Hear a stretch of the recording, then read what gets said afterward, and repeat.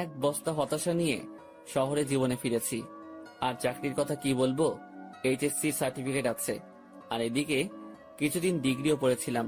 তারপর পারিবারিক অভাবের কারণে লেখাপড়ার দরজা সেখানেই বন্ধ। তবে একটা পড়া এখনো চালু রয়েছে, সেটা হলো মানুষকে পড়া, মানুষকে বোঝা। এই সাবজেক্ট পাস মার্ক তোলাই বেশ কঠিন। বিচিত্র রকম মানুষ সব এই পৃথিবীতে, যাদের চেনা খুবই দুষ্কর। আমি কথাগুলো ভাবছিলাম আমার সামনে বসে থাকা কিছু মানুষের দিকে তাকিয়ে। তারা অনেকটা দূরে ছিল, তাই তাদের চেহারা আবছা দেখছিলাম। আর তখনই খেয়াল করলাম কেউ একজন আমার দিকে এগিয়ে আসছে। আবছা আবছা ভাবেই মনে হচ্ছিল ইয়াং কোনো মেয়ে। মেয়েটা এসে আমার সামনে দাঁড়ালো।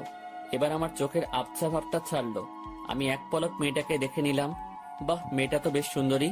শুধু সুন্দরী বললে কম হবে, একটু বেশি সুন্দরী। তবে তার আধুনিক ড্রেসের সাথে তার সৌন্দর্যের কোনো ম্যাচ করছে না। আমি আবার ভাবনাতে চলে গেলাম। হঠাৎ এই এই কি সমস্যা আপনার? ভাবনা থেকে বেরিয়ে এসে স্বাভাবিকভাবেই বললাম, কোনো সমস্যা নেই তো। আমার দিকে এভাবে তাকিয়েছিলেন যে, পছন্দ হয়েছে? প্রশ্ন শুনে তো গলা শুকিয়ে কাঠ হয়ে গেছে। একে তো মেয়ে, তার উপর এত সুন্দরী মেয়ে, আর অদ্ভুত প্রশ্ন। আমি আমতা আমতা করে বলেই ফেললাম, না না। পছন্দ হয়নি তো তাকিয়েছিলেন কেন? আমার ফেসটা হয়তো ওই দিকে ছিল, কিন্তু দৃষ্টি অন্যদিকে দিয়েছিলাম।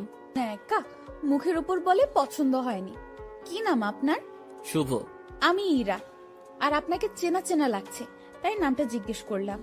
ও, তারপরে ইরা নামের মেয়েটা আমাকে অবাক করে দিয়ে আমার কাজের স্থান, মানে আমি যে কোম্পানিতে পিয়ন হিসেবে চাকরি করি, তার কথা বলল। আপনি কি মিতালি অফিসের পিয়ন? জি জি।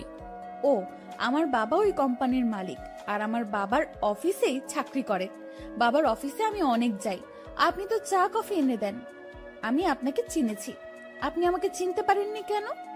আমি আপনার দিকে তাকাইনি, আর আমি মেয়েদের দিকে কম তাকাই।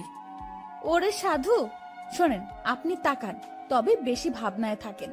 তবে আমাকে কখনো খেয়াল করেননি। জি, এটাও হতে পারে। আমিও হিতাহিত জ্ঞান বুদ্ধি হারিয়ে ফেলেছি। তোকে আপনি করে বলছি কেন? তুই তো পিয়ন। আচ্ছা শোন, জি ম্যাম বলে। তুই তো সাধারণ বগিতে যাবি, জি ম্যাম। আমি কেবিনে যাব। তুই আমার ব্যাগ দুটো একটু উঠাই দিবি, তারপর তোর আসনে গিয়ে বসবি, ঠিক আছে? জি ম্যাম, ঠিক আছে। রাগ করিস না, কুলি পাচ্ছি না। আর তোকে পেয়েছি, হার কাকে লাগে, চেনা মানুষ তো। জি ম্যাম। এত জিম্যাম জিম্যাম করিস কেন? জি না, হ্যাঁ ম্যাম, ঠিক আছে, আমি ব্যাগ উঠাই দিব। ওকে ওকে। মালিকের মেয়ে, যথেষ্ট সম্মান দিতে হবে। আর যা বলবে সেটা তো করতেই হবে, না হলে আমার চাকরি তখনই গায়েব। এসব ভেবে লাভ নেই, আর ভাবনাতে হারিয়ে গেলে চলবে না, অ্যাক্টিভ থাকতে হবে। ট্রেন ঢাকা থেকে আসলো। আধ ঘন্টা পর ইঞ্জিন ঘুরিয়ে আবার ঢাকার উদ্দেশ্যে রওনা হবে। আমি ইরা ম্যামের ব্যাগ দুটো তার কেবিনে দিয়ে আসলাম। বকশিস স্বরূপ তিনি আমাকে 50 টাকা দিলেন। কোনো দ্বিধা না করে টাকাটা নিলাম, কারণ আমার আগে থেকে অভ্যাস আছে। টাকা নিয়ে চলে যাচ্ছিলাম, ইরা ম্যাম আবার ডাকলো। এই শোন শোন, জি ম্যাম বলেন। নামার সময় আবার তুই আসবি, ঠিক আছে? আচ্ছা। আবার ঘুমিয়ে যাস না কিন্তু। না ম্যাম, ঘুমাবো না। ওকে, যা। আমি আমার বগিতে গিয়ে উঠলাম। টিকিট সংগ্রহ করতে আমি অনেক দেরি করে ফেলেছি, তাই সিট হয়নি। পুরো রাস্তাটা দাঁড়িয়ে যেতে হবে। আশেপাশে তাকিয়ে দেখলাম অনেক সিট ফাঁকা। সামনের 2-1টা স্টেশন পর এসব সিট আর ফাঁকা থাকবে না, তাই মনে মনে ঠিক করলাম সিটে বসবো না, দাঁড়িয়েই যাব। ট্রেন ছাড়লো, আমি দরজায় দাঁড়িয়ে আছি। ঠান্ডা হাওয়া আমার শরীরটাতে লাগছে। আমি ভাবনায় আবার ডুব দিলাম। ভাবতে লাগলাম পুরোনো দিনের কথা। মাঝে মাঝে নিজের ভবিষ্যতের কথাও ভাবলাম। তাতে যা ফলাফল পেলাম সেটা শূন্য, কারণ ভেতরে খুব হতাশা কাজ করছিল। অর্ধেক পথ আসতেই স্টেশন ছাড়াই ট্রেনটা থেমে যায়। যান্ত্রিক কোনো ত্রুটি হয়েছে হয়তো। 20 মিনিট পার হবার পর খবর পেলাম ভোরের আগে ট্রেন এখান থেকে এক চুলও নড়বে না। আর এখন রাত 1টা বাজে। এক একজন এক এক কথা বলছে। কেউ বলছে লাইনের সমস্যা, কেউ বলছে ইঞ্জিনে। আমি ওইসব কথা থেকে কান ফিরিয়ে নিয়ে নিজের ভাবনাতে আবার মন দিলাম। হঠাৎই এই শুভ, পেছনে তাকিয়ে দেখি ম্যাম দাঁড়িয়ে। জি ম্যাম বলেন। তুই উঠ। ম্যাম কিছু লাগবে? না, আমি একটু ট্রেন থেকে নামবো। ম্যাম, বাইরে নামা ঠিক হবে না। যে অন্ধকার, এর মধ্যে কি বিপদ লুকিয়ে আছে কে জানে। কিসের বিপদ? বাইরে সাপ বিচ্ছু অনেক কিছু থাকতে পারে। কিচ্ছু নেই, চল নিচে নামবো। এই হলো আড়ালের ঘরে দুলালি, মন যা চায় সেটাই করবে। ম্যামকে নিয়ে ট্রেন থেকে নামলাম। নেমে দেখি অনেকেই নিচে দাঁড়িয়ে আছে। কেউ বাসায় ফোন করে সমস্যার কথা বলছে, আবার কেউ সিগারেট টানছে। ম্যাম আমার সাথে কথা বলা শুরু করলো। দেখ, জায়গাটা অনেক সুন্দর, তাই না? অন্ধকারে তেমন কিছুই তো দেখা যাচ্ছে না। চোখ না, মন দিয়ে দেখতে হয়। তবে ম্যাম আকাশটা বেশ সুন্দর লাগছে, অনুজ্জ্বল তারাগুলো দেখা যাচ্ছে। আমি তো অনুজ্জ্বল অনেক কিছু দেখতে পারছি। কি ম্যাম? এই যে দেখ, একটা টি স্টল, চল যাই। এখন ওখানে গিয়ে কি হবে? চা খাবো, চল চল, বেশ মজা হবে। শীতের মধ্যে এত রাতে বাইরে চা খাওয়ার মজাটাই আলাদা। আমি তো আর মানা করতে পারবো না, মানা করলেই বকা দিবে। কেন যে এর সাথে দেখা হয়ে গেল, মনে হচ্ছে বাকি রাতটাই বেশ প্যারায় রাখবে। টি স্টলের কাছে পৌঁছাতে দেখি কিছু যাত্রী এখানে আগে এসেছে। এই দোকানটার আশেপাশে আর একটা দোকানও নেই। হাতে চা নিয়ে আমি দোকানিকে বললাম, চাচা, এমন একটা জায়গায় দোকান দিয়েছেন কি মনে করে? বাবা, সে অনেক কাহিনী। বাজারে দলাদলি চলে, আমার লোকজন না থাকায় ওখানে দোকানটা নেওয়া হয়নি। রাগের মাথায় নিজের জায়গাতেই দোকানটা নিয়ে বসেছি। বাহ, বেশ করেছেন। তা চলে কেমন? আলহামদুলিল্লাহ, ভালোই চলে। একটা কথা বলি, রাগ করে এখানে দোকান দিয়ে ভালোই করেছেন, এর জন্য আপনার হাতে চা খেতে পারলাম। আরো কিছুক্ষণ কথা হলো, বিলটা আমি দেই। ম্যাম আর আমি চলে আসি। ওনার সাথে আড্ডা দিতে খুব ইচ্ছে করছে, কিন্তু মালিক পক্ষের লোক আগ বাড়িয়ে কথা বলাটা বেয়াদবি হবে। আমি কিছু বলছি না, চুপচাপ তার পেছন পেছন হাঁটছি। আমার চুপ থাকা দেখে ম্যাম হয়তো কিছু একটা ভাবছে। আমাকে বলল, কি রে, কথা বলতে পারিস না? দোকানের সাথে তো বেশ জমিয়ে কথা বললি, এখন চুপ কেন? ম্যাম কি বলবো? সেটা কি আমাকে বলে দিতে হবে? দোকানে কি তোকে কিছু বলেছিল? না। তো কিছু বল, সারা রাত তো এভাবে চুপ থাকতে পারবো না। আপনি রাজশাহীতে কোথায় আসছিলেন? আর বলিস না, আমার একটা বান্ধবীর বিয়ে হলো, বিয়েতে আসছিলাম। ও। তুই বিয়ে করেছিস? না ম্যাম। কেন? কাকে বিয়ে করব? কাকে করবি মানে? দেশে কি মেয়ের অভাব পড়ছে? আসলে সেটা না, তো কি? আমার পরিবার নেই, আমার বিয়ে করা একটু সমস্যা। তো সমস্যার কি আছে? দেশে অনেক মেয়ে আছে যাদের পরিবার নেই, তাদের মধ্যে একজনকে বিয়ে করবি। ম্যাম, ওইরকম হলে আমি করব না। কেন? সেটা না বলি। ওই সব বলতে হবে। মাথায় একটা দুষ্টু বুদ্ধি এলো। আমি বললাম, ম্যাম, আপনার মতো সুন্দরী পেলে ভেবে দেখতে পারি। তোর ভাবা লাগবে না, আমার মতো কেউ তোর দিকে তাকাবেও না। সেটা আমার জন্যই ভালো। কেন? তাহলে আর বিয়ে করা লাগবে না। হয়েছে ভাই, থাম এবার। চল লাইনের ওই পাশটাই ঘুরে আসি।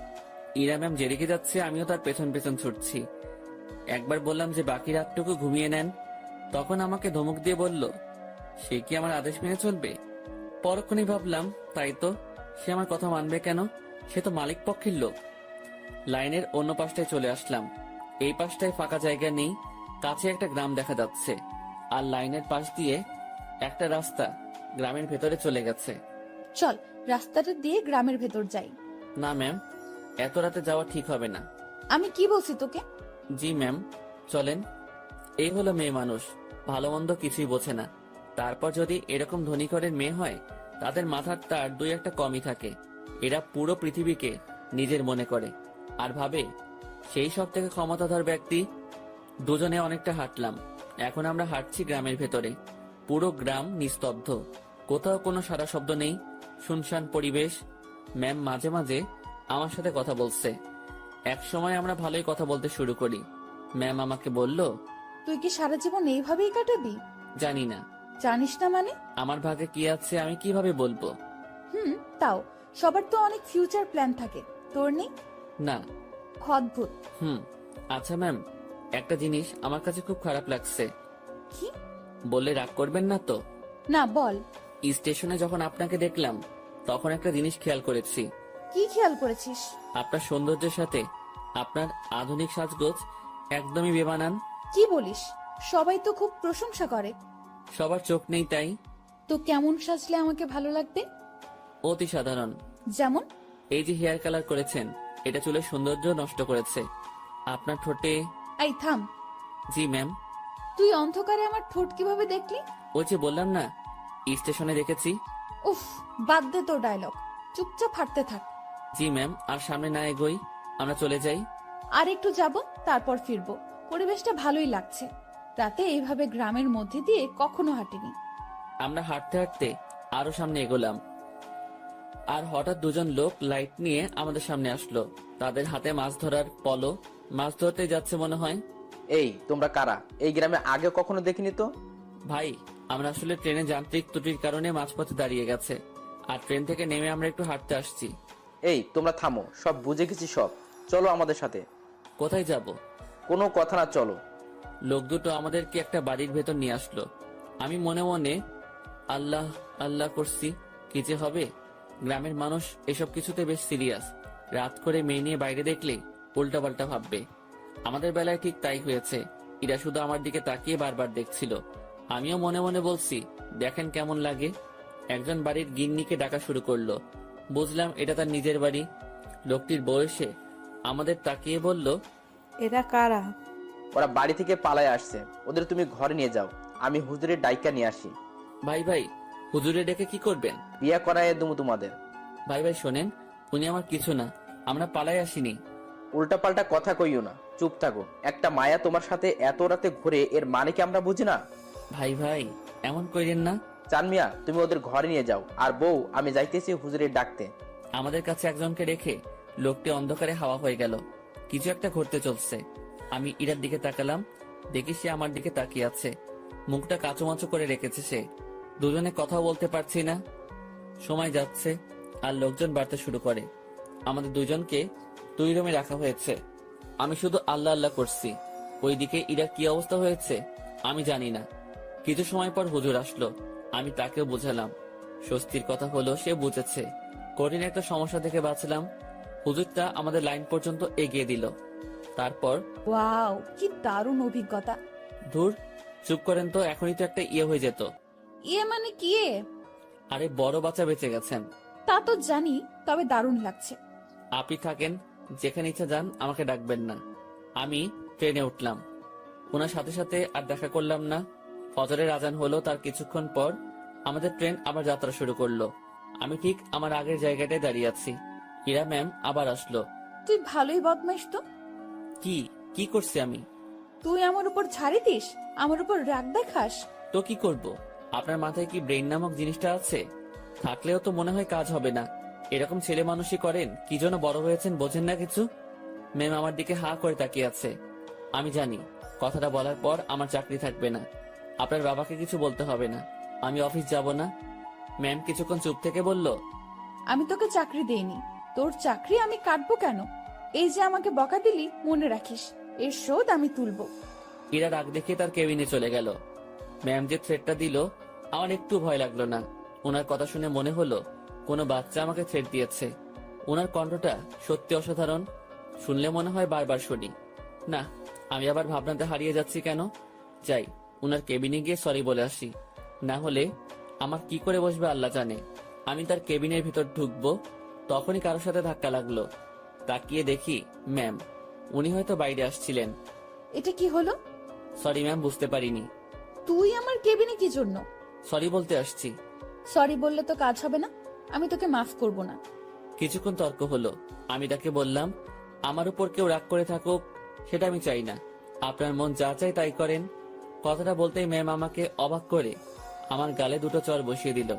এখন বুঝতে পারলাম ম্যাম বেশ রেগে গিয়েছিল আমার উপর। চটা না খেলে হয়তো বুঝতে পারতাম না। আমি তো ভেবেছিলাম অন্য কোনো শাস্তি দিবে হয়তো। চর মারার পর ম্যাম আরো বলল, তুই আমার বেস্ট ফ্রেন্ড হবি? এমন থাপ্পড় খাওয়ার পর এরকম প্রস্তাব পাবো ভাবতেও পারিনি। মনে মনে ভাবছি, আমি তার সাথে কেন বন্ধুত্ব করতে যাব? তার চালচলন আর আমার চালচলন রাত দিন তফাৎ।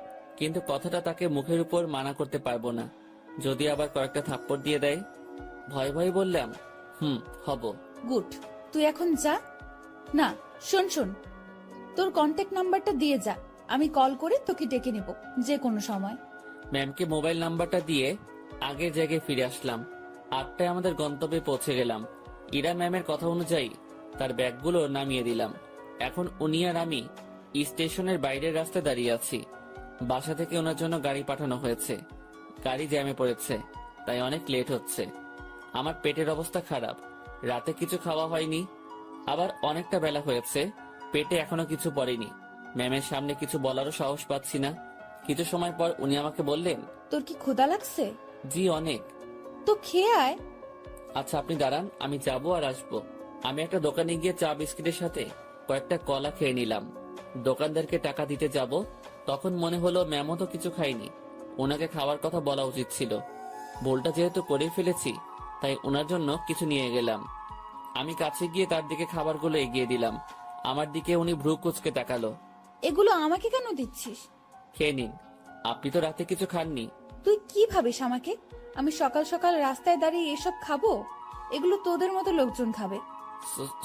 সরি সরি ম্যাম, বুঝতে পারিনি। খাবারগুলো নিজের ব্যাগে ভরে নিলাম, নিজে বাসায় গিয়ে খাবো। ঘন্টাখানেক পর গাড়ি আসলো। ম্যামকে উঠিয়ে দিয়ে আমি আমার বাসায় চলে গেলাম। আমার হাতে শুধু আজকের দিনটাই ছুটি আছে, আগামীকাল থেকে ডিউটি। বাসায় এসে সব ঠিকঠাক করে নিলাম। দিনের বাকি সময়টুকু আর বাইরে বের হলাম না। এই শহরের গাড়িগুলোর হর্ন আমার ভালো লাগে না। প্রচন্ড বিরক্তিকর একটা জিনিস, শুনলেই মাথা ব্যথা শুরু হয়ে যায়। রুমের জানালা খুলে দিয়ে আকাশের দিকে তাকিয়ে থাকি। গতকাল রাতের ঘটনাটা ভাবতে থাকি। কাল যদি বিয়েটা হয়ে যেত, আজ আমি মামা শ্বশুর বাড়ি থাকতাম, মানে জেলে। কি বাঁচাটাই না বাঁচলাম। সন্ধ্যার একটু আগ দিয়ে ইরার কল পেলাম। উনি আমাকে তাদের অফিসের সামনে যেতে বলেছে। গত রাতে ফ্রেন্ড হয়েছি, কথা রাখতে অবশ্যই যেতে হবে। কথাই আছে, ফ্রেন্ডের কাছে কোনো বাহানা চলে না। আমিও তাই কোনো বাহানা বা ব্যস্ততা দেখালাম না। বাইরে যাচ্ছি ওনার সাথে দেখা করতে, তাই একটু সাজতে হবে। ব্যাগ থেকে নতুন একটা ফুল হাতা গেঞ্জি বের করলাম। একটু স্মার্ট সাজার জন্যই। সুন্দরীদের সামনে তো আর এমনি এমনি যাওয়া যায় না। এই প্রথম কাউকে উদ্দেশ্য করে সাজগোজ করছি। মনের মধ্যে কেমন যেন খটকা লাগছিল। এখন খটকা দেখার সময় নেই। চটপট রেডি হয়ে আমার অফিসের সামনে গেলাম। ম্যামকে গিয়ে ঠিক সেখানে পেলাম। উনি তার গাড়ির সাথে হেলান দিয়ে দাঁড়িয়ে আছে। আমি তার সামনে গিয়ে ম্যামকে ডেকে সালাম দিলাম। উনি উত্তর দিলেন আর সাথে সাথে বললেন, গাড়ির পেছনে বসে যা। কোথায় যাবেন? আমার বন্ধুদের সাথে তোর পরিচয় করিয়ে দেব, সেখানেই নিয়ে যাচ্ছি। আমি আর কিছু বললাম না, তার গাড়ির পেছনে চেপে বসলাম। আধ ঘন্টা পর একটা রেস্টুরেন্টের সামনে গিয়ে ম্যাম গাড়ি থামালো। তারপর আমাকে নিয়ে রেস্টুরেন্টে ঢুকলো। আমি তার পিছু পিছু গেলাম। উনি একটা জায়গায় গিয়ে থামলো আর কিছু ছেলেমেয়ের সাথে গিয়ে কথা বলা শুরু করলো। বুঝতে পারলাম এরাই তার ফ্রেন্ড। এবার ম্যাম আমার দিকে তাকিয়ে বলল, বন্ধুরা, তোমাদের জন্য একটা গিফট এনেছি। কি রে দোস্ত, কে এটা? আর বলিস না, এই প্রাণীকে রাজশাহীতে পেয়েছি। এই পাগলার সাথে কিছুক্ষণ কথা বলেছি, তারপর বেস্ট ফ্রেন্ড হওয়ার প্রস্তাব দিয়েছি। দুঃখের বিষয় হলো পাগলা আমার কথা বিশ্বাস করে হ্যাঁ বলে দিয়েছে। তোরা বলতো, এর মতো খ্যাত মানে কি বলবো, এরকম একটা মানুষ আমার ফ্রেন্ড। অসম্ভব। দেখ ভাই, আমার ফ্রেন্ডদের সাথে পরিচয় করিয়ে দিতেই তোকে এখানে নিয়ে আসছি। ইরা একে একে তার বন্ধুদের সাথে পরিচয় করিয়ে দিল। সবাই বনেদি ঘরের ছেলে মেয়ে। ট্রেনের কথা মনে পড়তেই লজ্জায় ঘেমে যাচ্ছি। এখন মান সম্মান যা যাওয়ার তা তো গেছে, বাকিটুকু নিয়ে এখান থেকে কেটে পড়তে পারলেই হলো। কিছুক্ষণ পর সেটাও থাকলো না। আমার পোশাক আর চেহারা নিয়ে তারা উপহাস করতে শুরু করলো। একটা ছেলে এগিয়ে এসে বলল, ভাইয়া এটা গেঞ্জি নাকি তেনা? কোথা থেকে কিনেছো ভাইয়া? নাকি কারো পড়ে থাকা জিনিস কুড়িয়ে নিয়েছো? না ভাই, সত্যি কিনেছি। ওমা, তাই? হুম। দেখ, ছেলেটা মাথায় তেল দিয়ে আসছে। সবাই হেসে উঠলো। সত্যি কথা বলতে আমি তেল দেইনি, ওরা পচানি দেওয়ার জন্যই বলছে। ভাবছি এখানে আর থাকা ঠিক হবে না। ম্যামকে বললাম, ম্যাম আমি এখন যাই। ওলে বাবুটা, এখনই না, কিছু খেয়ে যাও। হ্যাঁ, কিছু খেয়ে যা। একটা ছেলে আমার পকেটে হাত দিল। আমার দুর্ভাগ্য যে পকেট থেকে সে 20,000 টাকা নিয়ে এসেছি। ব্যাগে রেখে আসবো মনে ছিল না। ছেলেটা আমার পকেট থেকে টাকাটা দেখে একটু অবাক হয়ে বলল, কি রে, তোর কাছে এত টাকা কুড়িয়ে পেয়েছিস কোথায়? যাই হোক, আমাদের কিছু খাওয়া। আমি আর কি মানা করব, মান সম্মান একটু বজায় রাখতে হ্যাঁ বললাম। তাতেই ওরা সুযোগ পেয়ে গেল। নানা রকম দামি খাবার অর্ডার করলো, যেগুলো আমি চোখে দেখা তো দূরের কথা, নামও শুনিনি। ওরা সবাই খাচ্ছে, আমি দাঁড়িয়ে আছি। একজন খেতে বলেছিল, কিন্তু আমি মানা করেছি আর বলেছি খেয়ে আসছি, আমার পেট ভরা। খাওয়া শেষে বিল তো 20,000-এর উপরে এলো। আমার মাথায় ঢুকলো না 7-8 জন মিলে 20,000 টাকা কিভাবে খায়, যেটা জোগাড় করতে আমার বছরখানেক সময় লেগেছিল। খারাপ ভালো দু ধরনের মজাই পাচ্ছিলাম। কম খাবারে এত বিল আর আমার পকেটে টাকা গায়েব। ম্যাম আমি এখন যাই। হ্যাঁ যাবি, তার আগে একটা কথা বলি, কখনো এরকম মফিজ মার্কা কাজ করবি না। এত সহজে কোনো বন্ধুত্ব পাওয়া যায় নাকি? জীবনে কোনো কিছুই সহজভাবে নিবি না। জি ম্যাম। যা তাহলে। আমি বাইরে এসে দাঁড়ালাম। পকেটে টাকা নেই, বাসায় যাব, টাকা লাগবে। মনে মনে ঠিক করলাম ম্যামের কাছ থেকে কিছু টাকা চেয়ে নিব, না হলে এই পথ যেতে যেতে মধ্যরাত হয়ে যাবে। কাল সকালে আবার অফিসে যেতে হবে। অনেকটা সময় পার হওয়ার পর ম্যাম আর তার বন্ধুরা বের হলো। আমি ম্যামকে ডাকায় সে বাকিগুলোকে বিদায় দিয়ে আমার দিকে আসলো। কি হয়েছে, এখনো যাসনি কেন? ম্যাম আমাকে কিছু টাকা, পুরোটা বলার আগেই একটা থাপ্পড় বসিয়ে দিল। আমি আবার বললাম, গাড়ির ভাড়া টাকাটা চাইছিলাম, পকেটে কোনো টাকা নেই, যেতে অনেক সময় লাগবে, কাল থেকে আবার অফিস আছে। তোর জন্য কি আমি টাকা নিয়ে দাঁড়িয়ে আছি, ফকিন্নির বাচ্চা? কথাটা সত্যি বুকের মাঝখানে গিয়ে লাগলো। আমি আর কথা বাড়ালাম না, ওনার দিকে একবার তাকিয়েই হাঁটা শুরু করলাম। সেই জায়গা থেকে বাসায় যাওয়ার পুরোটা সময় শুধু রেস্টুরেন্টের ভেতরের অপমানের কথা মনে হয়েছে। আজকাল মানুষগুলো কেমন হয়েছে, আরেকজনের আর্থিক অবস্থা না বুঝে তার টাকা খসানোর জন্য উঠে পড়ে লাগে। টাকাগুলোর জন্য খুব মায়া হচ্ছে। ওদের কাছে হয়তো সামান্য টাকা, কিন্তু আমার কাছে পাহাড় পরিমাণ। মধ্যরাতে বাসায় ফিরলাম, কিছু শুকনা খাবার খেয়ে শুয়ে পড়লাম। শুয়ে আর কিছু ভাবলাম না, ঘুমানোর চেষ্টা করলাম, কারণ কাল অফিস যেতে হবে। পরদিন সকালবেলা উঠতে আর দেরি করলাম না, ফোনে অ্যালার্ম দেওয়াই ছিল। সময় মতো উঠে হাতের কাজগুলো সেরে নিলাম, তারপর খেয়ে অফিসের উদ্দেশ্যে রওনা হলাম। অফিসে যাওয়ার পর যে সমস্যায় পড়লাম সেটা আমি কখনো চিন্তাও করিনি। যেখানে স্যার মানে ইরার বাবা বসে থাকার কথা, সেখানে ইরা বসে আছে। ওই চেয়ারটাতে ইরা বসা মানে আজকের দিনটা পুরো শেষ। আমি রুমে ঢুকে তাকে সালাম করে বেরিয়ে আসলাম। কিছুক্ষণ পর উনি নক করলেন। আমি ভেতরে গিয়ে বললাম, জি ম্যাম বলুন। 4 নম্বর টেবিলে রাশিদ সাহেব অফিসে আসেনি, তুই একটু খোঁজ নিয়ে দেখ। জি ম্যাম। আমি ফোন করে জানলাম উনি রাস্তায় আছেন। আমি ম্যামকে সেটা জানিয়ে দিয়ে বাইরে বসে আছি। সেই মুহূর্তে জেনারেল ম্যানেজার আমাকে ডাকলেন কফি এনে দিতে। আমি কফি নিয়ে তার রুমে গেলাম। কফির কাপটা হাতে নিয়ে দেখলেন এবং ফেলে দিলেন। কি হয়েছে এটা বলার সাথে সাথে উনি আমাকে চড় বসিয়ে দেন আর বলেন, কফির উপর মরা মাছি পড়ে আছে, দেখিস না? সরি স্যার, দেখতে পাইনি। উনি আমার কলার ধরলেন। আমি যদি এটা খেয়ে ফেলতাম, তারপর যদি অসুখ করতো, তুই কি করতিস তখন? স্যার মাফ করে দেন, দেখতে পাইনি। উনি অনেক বাজে বাজে বকা দিচ্ছিলেন। অফিসের মধ্যে একটা শোরগোল বেঁধে গেল। ইরা ম্যাম তার কেবিন থেকে উঠে আসলেন। সবাই মিলে দোষটা আমাকে দিচ্ছিল। এখন ভয় লাগছে যে ম্যাম চটটা মেরে হয়তো বিদায় করে দিবেন। তারপর ম্যাম সবকিছু শুনলেন, আমার থেকেও আর ম্যানেজারের থেকেও। সব শোনার পর যা করলেন দেখে তো আমি হতবাক। পরপর 2টা চড় বসিয়ে দিলেন ম্যানেজারের গালে। আমি কিছু বলার আগেই এখান থেকে বের হবে। আর হ্যাঁ, বাকি সবাইকে বলছি, এটা নিয়ে কোনো কথা হবে না। সমস্যা হয়েছে, সমাধান করেছি। সমালোচনা করে ভালো জিনিস খারাপ বানাবে তো পাবলিক, বুঝবা?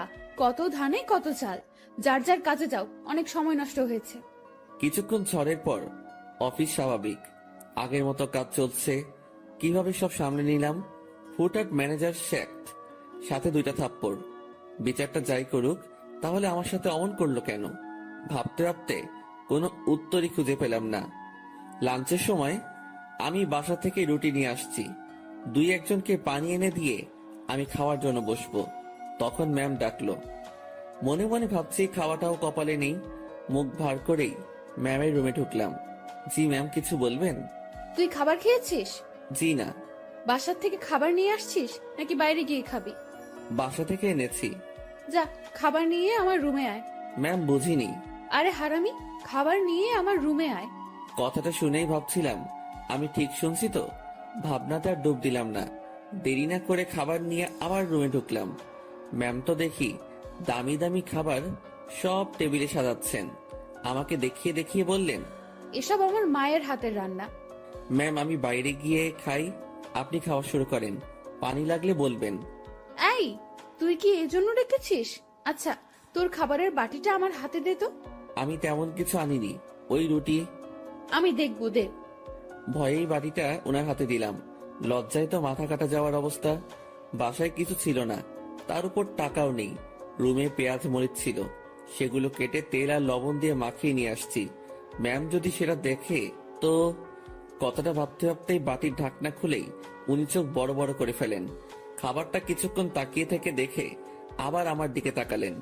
কি রে, এগুলো কি? ম্যাম আসলে রুমে কিছু ছিল না, তারপর টাকাও নেই। রুমে আটা ছিল তো, ওইটা দিয়ে আর কি একটা ব্যবস্থা করে নিয়ে আসছি। ম্যাম আমার বাটিটা টেবিলে রাখলেন, তারপর উনি তার চেয়ারে বসে পড়লেন। আমি দাঁড়িয়ে আছি। উনি একবার আমার দিকে তাকাচ্ছেন আর একবার আমার খাবারের দিকে তাকাচ্ছেন। আমি ওনার সামনে এখন লজ্জাতে ইমিটিমিটি হাসতেছি।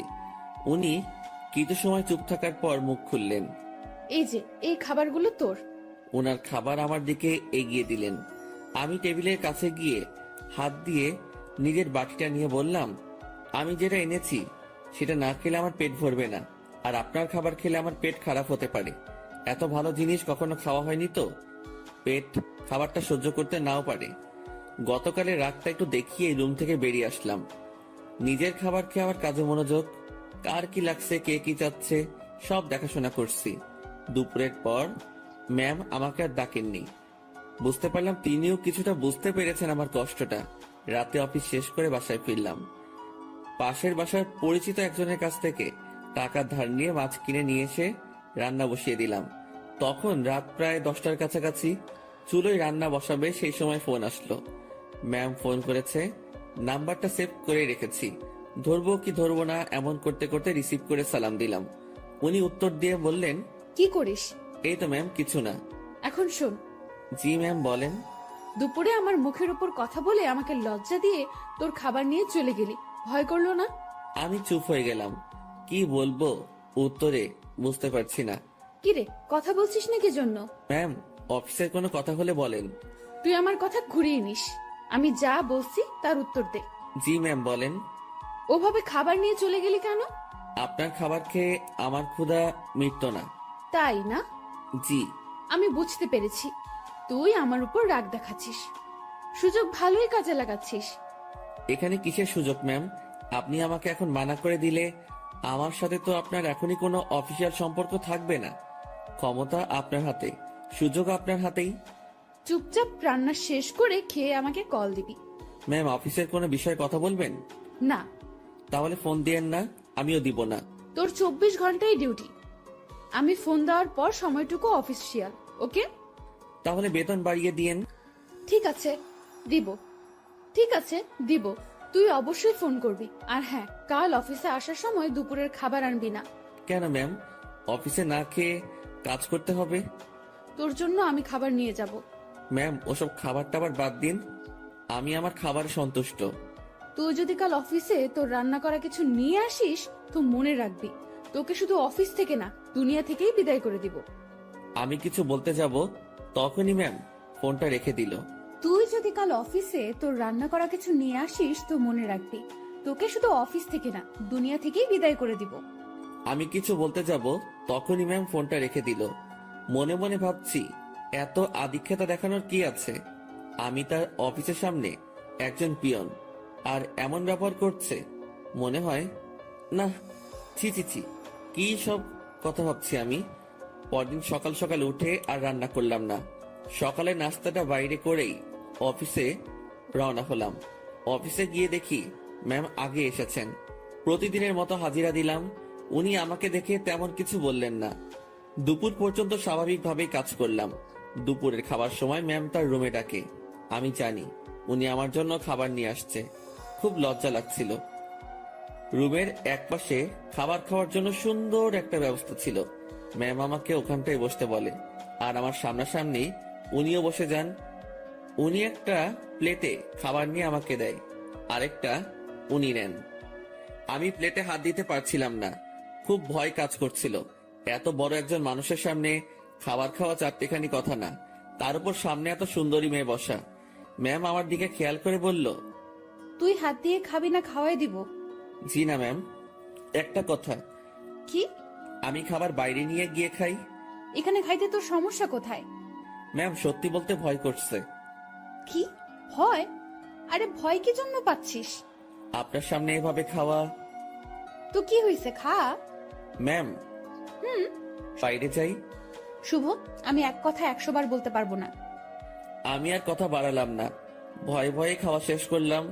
ম্যাম ছোট বাচ্চাদের মতো খাচ্ছিলেন, দেখতে বেশ মজাই লাগছিল। ম্যাম খাওয়ার দৃশ্যটা দেখতে গিয়ে তার চোখে চোখ পড়ে যায়। আমার বুকটা তখন ভয়ে ধুপ করে উঠেছিল। ইশারায় বলেছিলেন, কি হয়েছে? আমি মাথা নাড়িয়ে মানা করে বলি, কিছু না। খাওয়া শেষে, তুই বাসায় যা, তোর ছুটি। জি ম্যাম। কেন? আমি দিয়েছি তাই। বাসায় তো কোনো কাজ নেই আমার। এত কথা বলতে তোকে কে বলেছে? যা, সোজা বাসায় যাবি, কোথাও যেন দেরি না হয়।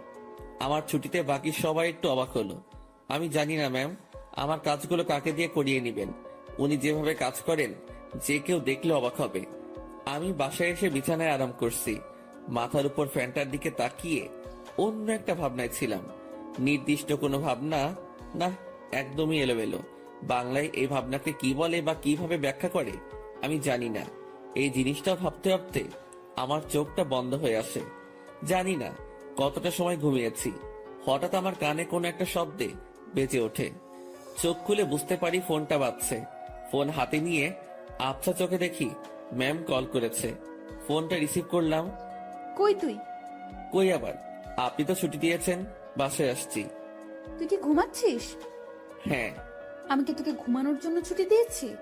তাহলে? বাসায় যেতে বলেছি শুধু। জি ম্যাম, আমি তো আপনার কথা সোজা বাসায় আসছি, আর বাসায় কাজ নেই, তাই একটু। তুই চুপ কর, শোন। জি বলেন। আমাদের অফিস থেকে দক্ষিণ থেকে যে লেকটা আছে তুই চিনিস? জি ম্যাম। তুই আয়, আমি তোর জন্য অপেক্ষা করছি। কেন ম্যাম? তোকে আসতে বলছি না আমি? জি ম্যাম, এই তো আসছি আমি। এবার বুঝলাম আমাকে ছুটি দেওয়ার কারণটা কি ছিল। আমার কাছে এটাও একটা ডিউটি, কিচ্ছু করার নেই, যেতেই হবে। যেমন ছিলাম তেমনই বেরিয়ে গেলাম।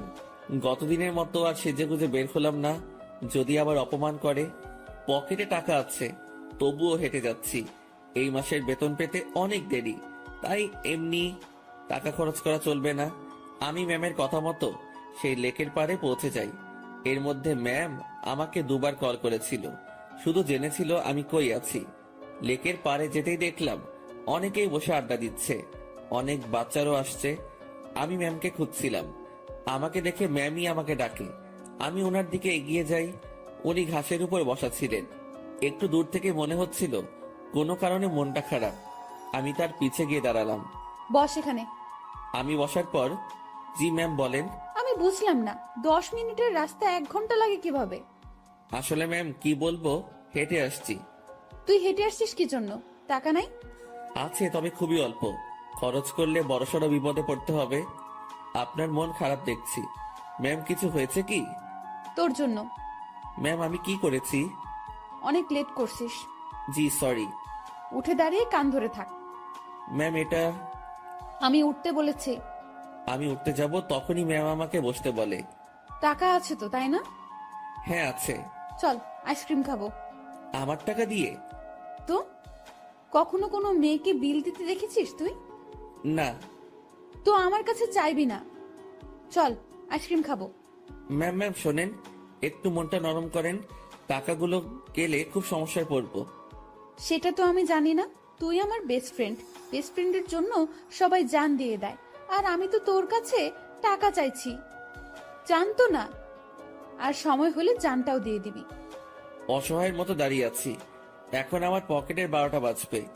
ম্যাম আর আমি আইসক্রিম খেলাম, আমাদের মধ্যে কোনো কথা হচ্ছিল না। দুজন শুধু হাঁটছিলাম, আর মাঝে মাঝে দরকার হলে উনি নিজে থেকে কথা বলছিলেন। লেকের পাড় থেকে বের হয়ে রাস্তায় আসলাম। উনি গাড়ি নিয়ে আসছেন, দেখে মনে হচ্ছে চলে যাবেন। ম্যাম তাহলে আপনি যান, আমি চলে যাই। এই কই যাস তুই? বাসায়। না, গাড়িতে ওঠ। কোথায় যাবেন? Long drive. না ম্যাম আপনি যান, আমি বাসায় চাই। ব্রেকআপ, যা বাসায় যা, বাসায় গিয়া মর। ম্যাম রাগ করে গাড়িতে হেলান দিয়ে দাঁড়ালো। এরকম অবস্থায় তো রেখে যাওয়া যায় না। আমি তার দিকে একটু এগিয়ে গেলাম, আর উনি যে একটা শব্দ বলেছেন সেটার মানে জানার জন্য তাকে প্রশ্ন করব। যদিও আমি জানি, তবুও প্রশ্ন করব, যাতে ওনার রাগটা ভেঙে আমার প্রশ্নের উত্তর দিতে মনোযোগী হয়। ম্যাম, ব্রেকআপ কি? তুই জানিস না? ন্যাকামো করিস? সত্যি জানি না। তোর আমার যে বন্ধুত্ব আছে সেটা কাটাকাটি, এটার মানে ব্রেকআপ। ওহ ম্যাম, আপনার মধ্যে তো এরকম কিছু নেই। শুভ, আমি তোকে বলছি না তুই আমার বেস্ট ফ্রেন্ড? আপনি তো বলেছেন যে এটা মিথ্যা ছিল। গাড়িতে ওঠ, সব বলছি। কথা বাড়ালাম না। গাড়ির পেছনে দরজা খুলতে যাব, তখনই ওই হাদারাম, কি করিস? বসবো না? সামনে। পেছনে কেন? সামনে। হ্যাঁ রে গাধা, ওঠ। গাড়িতে উঠলাম। ম্যাম ড্রাইভিং সিটে আর আমি তার পাশে। সন্ধ্যা হয়ে আসছে। ম্যাম এবার আমার সাথে বেশ ফ্রি ভাবে কথা বলা শুরু করলো। আমি কিন্তু কুমিল্লা যাচ্ছি। এত দূর কেন? আরে লং ড্রাইভ তো, আর রাগ ভাঙাতে সময় লাগবে। কিসের রাগ? তুই আমার উপর রেগে আছিস, আমি জানি। আমি আপনার উপর কি জন্য রাগ করব? ওই যে রেস্টুরেন্টে সেই ঘটনার জন্য। না ম্যাম, কি যে বলেন। ওই দিন আপনারাও মজা করেছেন, আমিও মজা পেয়েছি। ওরে শুভ, আমাকে কি বাচ্চা মনে হয় আপনার? এত বড় একটা প্রতিষ্ঠান চালাচ্ছি, আমার মাথায় কি এতটুকু বুদ্ধি নেই যে কোনটা সত্যি আর কোনটা মিথ্যা আমি বুঝবো না? না, বুদ্ধি তো আপনার অনেক আছে। হয়েছে, শোন আমি কি বলি। বলেন। রাতে কি খাবি বল? সন্ধ্যায় তো অনেক কিছু খেলাম, রাতে আর কি খাবো? না, তাও কিছু শুকনো খাবার নেই, আর দুটো পিৎজা। আপনার ইচ্ছা। ম্যাম, ভয় করছে আমার। কেন? আপনার বাবা যদি জানে অফিসের পিয়নকে নিয়ে ঘুরতে বেরোইছেন। কিভাবে জানবে? আমি তো বলবো না। আমি যে অফিসে যাব না সেটা তো জানতে পারবে। সেটা আমি দেখে নিব, তোর এত চিন্তা নেই। এখন বল আমাকে মাফ করেছিস কিনা। আপনি তো দোষ করেননি। তোকে যে কি করব আমি, দেখ। আর রাগ করে থাকিস না, ভুল করে ফেলেছি। আমি রাগ করিনি তো। আমি তোর চোখে মুখে রাগ দেখতেছি। আচ্ছা, রাগ নেই আমার উপর, সত্যি তো? হ্যাঁ সত্যি। সত্য নাকি মিথ্যা সব টের পাবো। আমি যা বলবো সেটা যদি না করিস তাহলেই বুঝবো তুই এখনো রেগে আছিস। না, কি যে বলেন, আপনার তো সব কথাই শুনি। কত যে শুনিস আমার জানা আছে। মাঝপথে আমরা গাড়ি থেকে নেমে কিছু খাবার নিলাম। দুজন বেশ কথা বলতে বলতে যাচ্ছি। ইরা ম্যাম গাড়িটা এখন বেশ ধীর গতিতে চালাচ্ছেন। আজ বেশ কুয়াশাও পড়েছে। এই চল, বাইরে কুয়াশার বৃষ্টিতে ভিজি। এই না, এটা করবেন না। বাইরে গেলে বিপদ। সেদিনের মতো হলে অবস্থা খারাপ হয়ে যাবে। যাব না তো, তোর কেয়ারিংটা আমার খুব ভালো লাগে, সেটা পাওয়ার জন্যই কথাটা বললাম। হুম। তুই কাউকে ভালোবাসিস নাই? কোন ভালোবাসা? মানে পছন্দের মানুষ বিয়ে টিয়ে করার ইচ্ছা এমন? এর আগেও তো বলেছি ওই রকম কেউ নেই। কাউকে দেখে পছন্দ হয় না? না, প্রায় সবার মধ্যেই ভেজাল আছে। ভেজাল মানে? মানে আর কি, এখন তো প্রেমের বাজার চলে। বাজারটা বেশ গরম। এক একজন 10-12টা প্রেম করে, তার উপর ওয়েটিং এ রাখে। তুই জানিস কিভাবে? চোখ খোলা রাখলে সবই টের পাওয়া যায়। ম্যাম, আপনার নেই কি পছন্দের মানুষ? না রে, এসব পছন্দ টছন্দ আমার হয় না। আমাকে যে বুঝতে পারে তাকেই আমার পছন্দ। ও, আপনার বাবা আপনাকে বিয়ে দিবে না? কি সব প্রশ্ন যে করিস! বিয়ে দিবে না কেন? অবশ্যই দিবে। তাদের পছন্দেই বিয়ে করবেন। হ্যাঁ, এটাই তো স্বাভাবিক। হঠাৎ করে এই মাঝ রাস্তায় জ্যাম পড়ে যায়। কুয়াশা বেশি হওয়ায় সব গাড়ি চলাচল বন্ধ করে দেওয়া হয়েছে। ম্যাম গাড়ির হেডলাইটটা অফ করলো, তারপর কোথা থেকে যেন একটা চাদর বের করলো। আপনি কি এখন ঘুমাবেন? না, শীত করতেছে প্রচুর, গায়ের উপর দিয়ে রাখি। আমি বাইরে তাকালাম। কুয়াশায় কিচ্ছু দেখা যাচ্ছে না, তবুও তাকিয়ে আছি ম্যামের দিকে।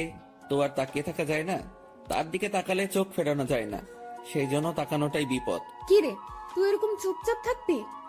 আমি আসলে তাকিয়ে থাকতে চাইনি, ভাবনার কথা বাস্তবে ভুলে বলে ফেললাম। কি তাকিয়ে থাকতে চাস মানে? না ম্যাম, মানে ওই যে আমার খুব শীত করতেছে, কথা থেকে বাঁচার জন্য বললাম। আগে বলবি না? আয় চাদরের মধ্যে। মনে মনে ভাবছি আরেক বিপদ। কি হলো, আয়। না ম্যাম, ঠিক আছে, শীত কমে গেছে। ভয় পাচ্ছিস তাই না? ভয় নেই, কাছে আয়। আরে খুব কাছে না, চাদরটা বড়, তুই একটু কাছে আসলেই হয়ে যাবে। একটু কাছে গেলাম। ম্যাম আমাকে চাদরের একটা মুড়ি দিল। আমি সেটা আমার পাশে ঘিরে পিঠের সাথে লাগিয়ে নিলাম। এবার আমি কাঁপতেছি, তবে সেটা শীতে না, ভয়ে। কাঁপুনি রেখে ম্যাম বলল, ওরে আল্লাহ, তোর এত শীত করতেছে। এখন ঠিক হয়ে যাবে। আমি জানি ঠিক হবে না। কথাটা বলে ম্যাম আমার খুব কাছে আসলো, তবে তার শরীরের সাথে কোনো স্পর্শ লাগেনি। অনেক চেষ্টা করে নিজের কাপড়ই থামালাম। ম্যামের চোখে ঘুম ঘুম ভাব এসে গেছে। ম্যাম, আপনি তো ঘুমাচ্ছেন। কই না তো। আপনার কি খুব ঘুম পাচ্ছে? অনেক। ম্যাম ধীরে ধীরে বেশ সুন্দরী হয়ে উঠছে। শুনেছি সুন্দরী মেয়ে ঘুমালে আরো বেশি সুন্দরী লাগে। আজ সেটা সামনে থেকে দেখলাম। আমি যদি ওনার বর হতাম, এখন কাছে নিয়ে বুকের মধ্যে রাখতাম। পরক্ষণে মনে পড়ল, কি সব ভাবছি আমি। ছি ছি ছি, এসব কি আসছে মাথায়। ম্যাম ঘুমে আর ঠিক থাকতে পারে না, আমার খুব কাছে আসে, আমার কাঁধের উপর তার মাথা রাখার চেষ্টা করছে। এবার সব ভুলে যাই আমি, নিজে থেকে তার দিকে এগিয়ে যাই, আর উনি তার মাথা আমার কাঁধের উপর রাখে। বুকের মধ্যে হাতুড়ি পেটা হচ্ছে। ওনার নিঃশ্বাস আমার টি শার্টে লাগার পরপরই আমার কেমন যেন একটা অনুভূতি কাজ করছে। না পারছিলাম তখন বুঝতে, না পারছিলাম ভাবতে। কিছুক্ষণ ঘুমানোর পর ম্যাম জাগ না পায়, আমি জেগেই আছি। একটুর জন্য চোখ বন্ধ করিনি। ম্যাম উঠে দেখলো সে আমার কাঁধে মাথা রেখে শুয়ে আছে। ঘাটটা দ্রুত উঠিয়ে দিয়ে বলল, সরি সরি, আমি ঘুমের মধ্যে। ম্যাম আমি আপনার কাছে গিয়েছি, দেখছিলাম আপনি ঝিমুনি দিয়ে বারবার পড়ে যাচ্ছিলেন। হুম। ম্যাম লজ্জা পেয়েছে, লজ্জা মাখা মুখ নিয়ে বলল, রাত অনেক হয়েছে, এখন যা এনেছি সব খেয়ে নি। জি ম্যাম, আপনার ইচ্ছে। তুই সব আমার উপর নির্ভর করিস কি জন্য? নিজে কিছু বলতে পারিস না? জি ম্যাম, এখনই খাবো। এই, সেটা আমার বলার পর। আমরা খাবার খাওয়া শুরু করলাম। হঠাৎ পুলিশ এসে নক করলো। আমরা গাড়ি থেকে নামলাম। ইরা পুলিশের সাথে কথা বলছিল। আপনারা কোথায় যাচ্ছেন? কুমিল্লা 14 গ্রাম। উনি আপনার কে হন? বর। উনি দূরে দাঁড়িয়ে আছেন কেন? ভয় পাচ্ছে নাকি? এই, তুমি এখানে আসো। মনে মনে বলছিলাম, ভয় পাবো না? পুলিশকে কি মিথ্যাটাই না বললো। আপনারা যে স্বামী স্ত্রী সেটা আমি বুঝবো কিভাবে? এইটারও প্রমাণ লাগবে। হ্যাঁ। আমার চাচ্চু আবু সাইদ পুলিশ কমিশনার। কি নাম বললেন? আবু সাইদ। উনি তো ঢাকায় থাকেন, তাই না? হ্যাঁ। আপনারা ঢাকা থেকেই আসছেন? হ্যাঁ, ঢাকা থেকেই তো আসবো। সাইদকে আমি চিনি, উনি আমার বন্ধু। দাঁড়াও, আমি এখনই ফোন করেছি। তুমি আগে বললা না। সরি মামুনি। এরা তো পড়লো মহা বিপদে। তার চাচাকে যদি বলে দেয় বরকে নিয়ে ঘুরতে যাচ্ছে, তাহলে তো ইরা শেষ। এখন সে এই পুলিশকে না করতেও পারবো না। এদিকে তার চাচা ফোনটা রিসিভ করেছে। দুজন বন্ধু একে অপরের খোঁজ নেওয়ার পর পুলিশটা ইরার কথা বলল। ইরার চাচা বড় সড়ো এক ধাক্কা খেলো। পুলিশ আমাদের বিদায় জানালো। আমরা গাড়িতে গিয়ে বসলাম। ইরা তো ভয় শেষ। একটু পরেই ইরার ফোনটা বেজে উঠলো। তার চাচা কল করেছে। ইরা ফোনটা রিসিভ করলো। তুমি কোথায় আছো, কিভাবে আছো, কার সাথে আছো আমি জানতে চাচ্ছি না। যার সাথে থাকো না কেন তাকে কাল আমাদের বাসায় নিয়ে আসো, ঠিক আছে? জি চাচ্চু। ওকে। ইরার চাচা ফোন রেখে দেয়। ইরা আমাকে বলতে শুরু করলো, এখন কি হবে? আপনারই তো দোষ, আপনি মিথ্যা বলতে গেলেন কেন? সত্যি বললে যদি সমস্যা করতো তাই। আর আমি আগে থেকেই ভেবে রেখেছি কত সমস্যা হলে এগুলো বলবো। কিন্তু এই হারামি পুলিশটা যে চাচার বন্ধু কে জানতো? আচ্ছা, টেনশন করেন না, বাসায় গিয়ে সত্যি কথাটা বলে দিবেন, হয়ে যাবে। ভয়টা আমাকে নিয়ে না, তোকে নিয়ে। কেন? জানি না কি হবে। ওরা তোকে কি বলবে, আমি কিভাবে সামলাবো বুঝতে পারছি না। এই মুহূর্তে আমি বা তাকে কি বলবো বুঝতে পারছি না। ভাবছি এর সাথে থাকলেই সমস্যায় পড়তে হয়। ম্যাম বেশ টেনশনে পড়ে গেছে। একবার আমার দিকে তাকাচ্ছে, আরেকবার বাইরে। ম্যামের অবস্থা দেখে বেশ মায়াই হচ্ছিল। মিথ্যা বলে উনি বড় ফাঁসা ফেসে গেছেন। তার টেনশন কমানোর জন্য আমি তাকে ডেকে বললাম, ম্যাম। বল। আমি বলি কি, এত টেনশন করে লাভ নেই, যা হবার হবে। আর সত্যিটা বললে হয়তো ওনারা বুঝতে পারবে। সত্যিটাই বা কিভাবে বলবো? আমার তো তাদের সামনে কথা বলতে ভয়ে হাত পা কাঁপবে। আচ্ছা ম্যাম, ওনাদের সাথে আমি কথা বলবো। আরে তোর সাথে ওনারা কথাই বলবে না। সেটা দেখা যাবে, আগে তো বাসায় যাই। রাতটা কাটলো জেগে জেগেই। রাতের শেষ ভাগে যানজট কেটে গেল। আমরা ঢাকায় ফিরলাম আর সোজা ম্যামের বাসার সামনে পৌঁছে গেলাম। ম্যাম আমাকে বাইরে রেখে ভেতরে গেলেন। ভেতরে তার সাথে কি হচ্ছিল সেটা আমার কাছে অজানা। হয়তো তাকে বকা দিচ্ছে। কিছু সময় পর ম্যামের সাথে পুরো পরিবার আসলো। আমি তো দেখেই ভয়ে শেষ। ম্যামের বাবাকে দেখে আরো ভয় লাগছিল, কারণ উনি তো আমাকে চেনেন। স্যার আমার কাছে এসে বললেন, তুই আমাদের অফিসের পিয়ন, তাই না? জি স্যার। আশেপাশের সবাই হেসে উঠল। ইরার চাচা তাকে ডেকে বলল, আরে এত মানুষ থাকতে তুই কিনা একটা পিয়নের সাথে লং ড্রাইভে গিয়েছিলি?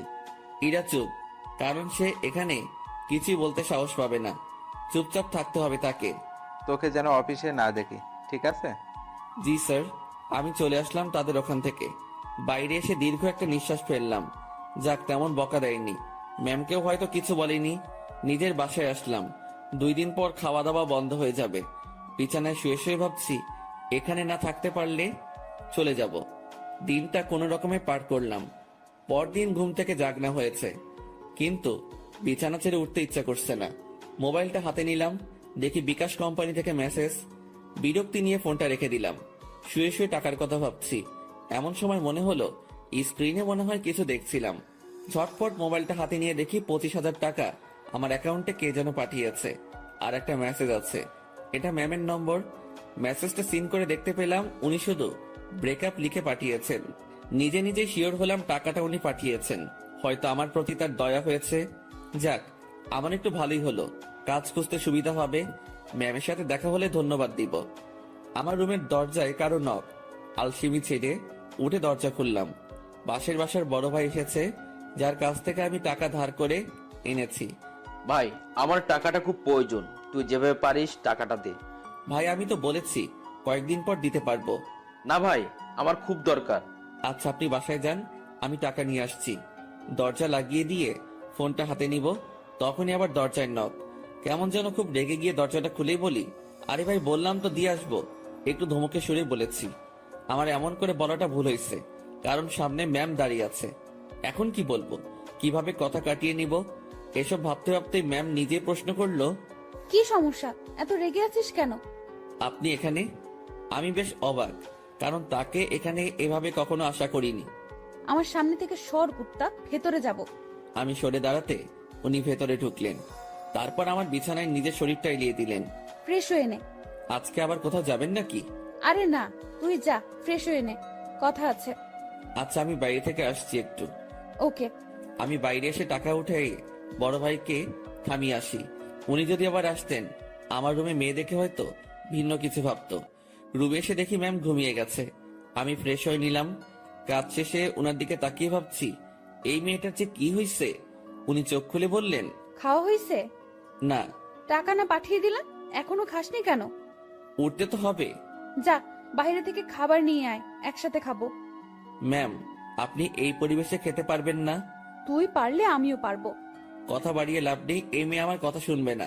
বাইরে গিয়ে টাকা উঠিয়ে ভাইকে দিলাম, আর ম্যামের কথা মতো খাবার নিয়ে আসলাম। খাবারটাও সকাল সকাল বিরিয়ানি। কি নিব ভেবে না পেয়ে এটা নিয়ে ফিরলাম। এসে দেখি ম্যাম আবার বিছানা উঠাচ্ছে। ম্যাম ম্যাম, ছি ছি ছি, কি করেন? এবার এটা যদি আপনার পরিবার জানে তো আমাকে মেরেই ফেলবে। ভাই আপনি যান। ও সরি ম্যাম, আপনি চলে যান। চুপ থাক। খাবার এনেছিস? জি। তোর সাথে তো ব্রেকআপ হয়েছে আমার, তাই না? আমি কিভাবে জানবো? ওই যে সকালে মেসেজ করলাম। ওইটা যে আপনি কি জন্য লেখেন আমি জানি না। ব্রেকআপ হয়েছে তাই লিখছি। ও ভালো। আচ্ছা ম্যাম, আপনি খাবার খেয়ে বাসায় চলে যান। আপনার সাথে থেকে আমার চাকরিটা গেছে, জীবনটা যাক এটা আমি চাই না। চাকরি গেছে তো কি হয়েছে? আপনাকে তো বেতন দেওয়া হয়েছে। এত টাকা কেন দিয়েছেন? 20,000 তোর, আর বাকি টাকা তোর বেতন। যদিও কিছু টাকা আছে, সেটা মাস শেষে দিয়ে দিব। কাজ না করে টাকা আমি নিব না। কাজ তো তোকে দিবই। কি কাজ? আমার সাথে সময় কাটানো। হ, আমাকে তো ইয়ে পাইছেন। মানে কি? মানে বোঝেন না? আমি কি আপনার ওই বিএফ যে এইভাবে সময় দিব? তুই আমার মুখের উপরে কথা বলিস? Sorry ma'am. তোর সাথে কোনো কথা নেই। আপনি যেভাবে এসে আমার বিছানায় শুয়ে পড়লেন, আমি তো বেশ ভয় পেয়েছি, আর এখনো পাচ্ছি। এটা যদি আপনার বাসার কেউ জানতে পারে, তো আমাকে এখান থেকে পালাতে হবে। তুই পালিয়ে যাবি তাই না? তো পালাবো না? আমার কি জানের ভয় নেই? কে মারবে তোকে? আপনার পরিবারের সবাই মিলেই মারবে। ভালো তো, মায়ের খাবি। আপনাদের মাইর দিতে ভালোই লাগে না। আমার এখানে থাকলে চলবে না, এই শহর ছাড়তে হবে। কি বললি? ম্যাম বসা থেকে উঠে দাঁড়ালো। আপনার টর্চারে এখান থেকে পালাতে হবে। ও তাই? হুম। এখান থেকে যেন পালাতে না পারিস, সেই ব্যবস্থা তো করতেই হয়। ম্যাম আমার দিকে এগিয়ে আসছে। একটু ভয় পেয়ে বললাম, মারবেন নাকি? না, অন্য কিছু করব। আপনি এভাবে তাকিয়ে আছেন কেন? আমার ভয় করে। এমনিতে কিন্তু কালকের ভয়ে এখনো ধুক ধুক করে ওঠে, তার উপর আপনার এরকম চাহনি। আমার চোখে তুই ভয় দেখতে পাস? হ্যাঁ। ওকে, দেখাচ্ছি ভয়।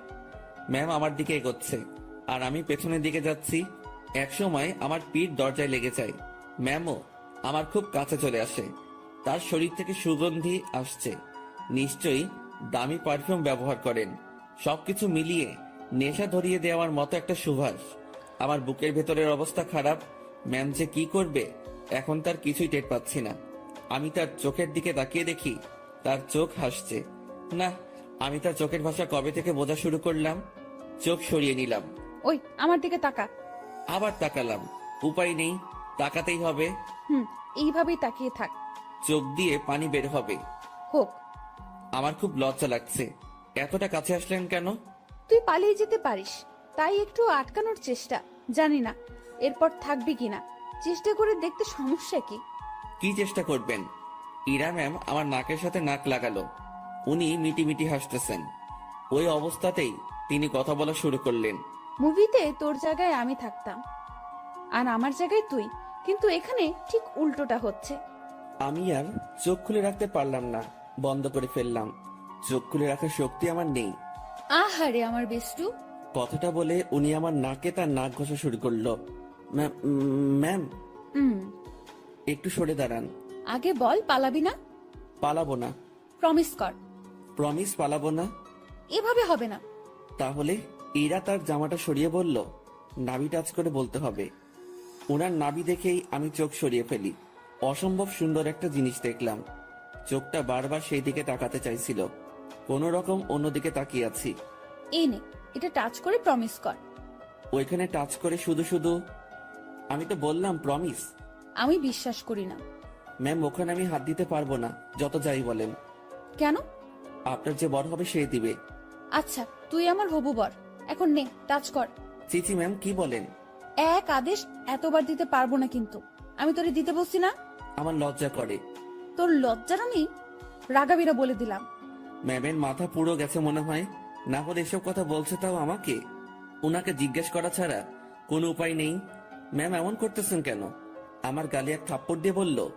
আমি যেটা বলি সেটা না করে তুই আমাকে উল্টো প্রশ্ন করতেছিস। তাহলে কি ধরবো? তো ভাবছি মাইর খাবার থেকে ধরাই ভালো। আর সত্যি কথা বলতে দেখার পর আমি লোভ সামলাতে পারছি না। আমি ওনার নাভির উপর জাস্ট হাতটা রাখলাম। উনি একবার চোখ বন্ধ করে আবার চোখ খুললেন। চুপ কেন? কথা দিলাম যাব না। গুড, এখন হাত সরিয়ে নে। ও সরি ম্যাম, আমার থেকে দূরে গেল আমি বাঁচলাম। উনি আবার বলতে শুরু করলেন, বাবাকে চ্যালেঞ্জ করে আসছি, তোকেই বিয়ে করব আমি। ও আল্লাহ, না ম্যাম, এটা কি বলছেন আপনি? তুই বুঝবি না, আমি তোকে টাকা দেওয়ার পরেই ঝগড়াটা লাগছে। আমাকে নিয়ে পরিবারের সাথে ঝগড়া করতে গেছেন কেন? ওরা আমার চরিত্র নিয়ে কথা উঠাইছে, তারপর আমাকে বলেছে তোর সাথে নাকি আমার প্রেম আছে। আচ্ছা, মাথা ঠান্ডা করেন। হ্যাঁ, তোকে আমাদের বাসায় নিয়ে গেলে আমার মাথা ঠান্ডা হবে। ও আল্লাহ, এবার আমি শেষ। ম্যাম কি বলেন এগুলা? আমি কেন? ঝগড়ার সময় বলেছি আমি তোকে ভালোবাসি, তোকেই বিয়ে করব, আর তুই আমাদের বাসায়ই থাকবি। মানে আপনি আমার উপরে যাওয়ার টিকিট নিয়ে আসছেন, তাই না? জানি না, ব্যাগপত্র গুছিয়ে নে আর আমার সাথে চল। এইমাত্র বললেন জাস্ট না পালালেই হবে, এখন আবার বলছেন আপনাদের বাসায় নিয়ে যাবেন। দেখে নিলাম তুই আমার উপর কতটা দুর্বল আর কতটা ভালোবাসিস। না, আপনি কি যে বলেন। আমি আপনাকে সাধু, হইছে, অনেক হইছে। ড্যাব ড্যাব করে আমার দিকে তাকিয়ে থাকিস, আবার আমার নাভির দিকে তাকিয়েছিলি, আমি বুঝি না। ওনার যা কথার স্পিড আমি পেরে উঠছিলাম না। এখন ওনার বায়না আমাকে তাদের বাসায় নিয়ে যাবে। আর যাই হোক, নিজের জানটা অকালে চলে যাক সেটা আমি চাই না। আমি তো যাবনি, সেটাই মনে মনে ঠিক করলাম। এখন ম্যামকে বোঝাতে হবে, ম্যাম আমি যাব না। রুমে ছুরি নেই? কি করবেন? হাত কাটবো আমার। এই না, তোর সাথে কথা নেই, ব্রেকআপ, যা। তুই মানা করার কে? ছুরি কই সেটা বল। না না ম্যাম, যাব আমি। দ্রুত তোর কাপড় গুছিয়ে ব্যাগে ওঠা। ওকে ওকে, উঠাচ্ছি। না, তুই ভাঁজ করে দে, আমি উঠাচ্ছি। আমি কাপড়গুলো ভাঁজ করে দিচ্ছি আর ভাবছি এইরকম জেদ ধরা ভালোবাসার জন্য আমি তার সাথে চলে যাচ্ছি। এটা কি ঠিক হবে? আমি ইরাকে ভয় ভয় বললাম, ম্যাম একটা কথা, বল।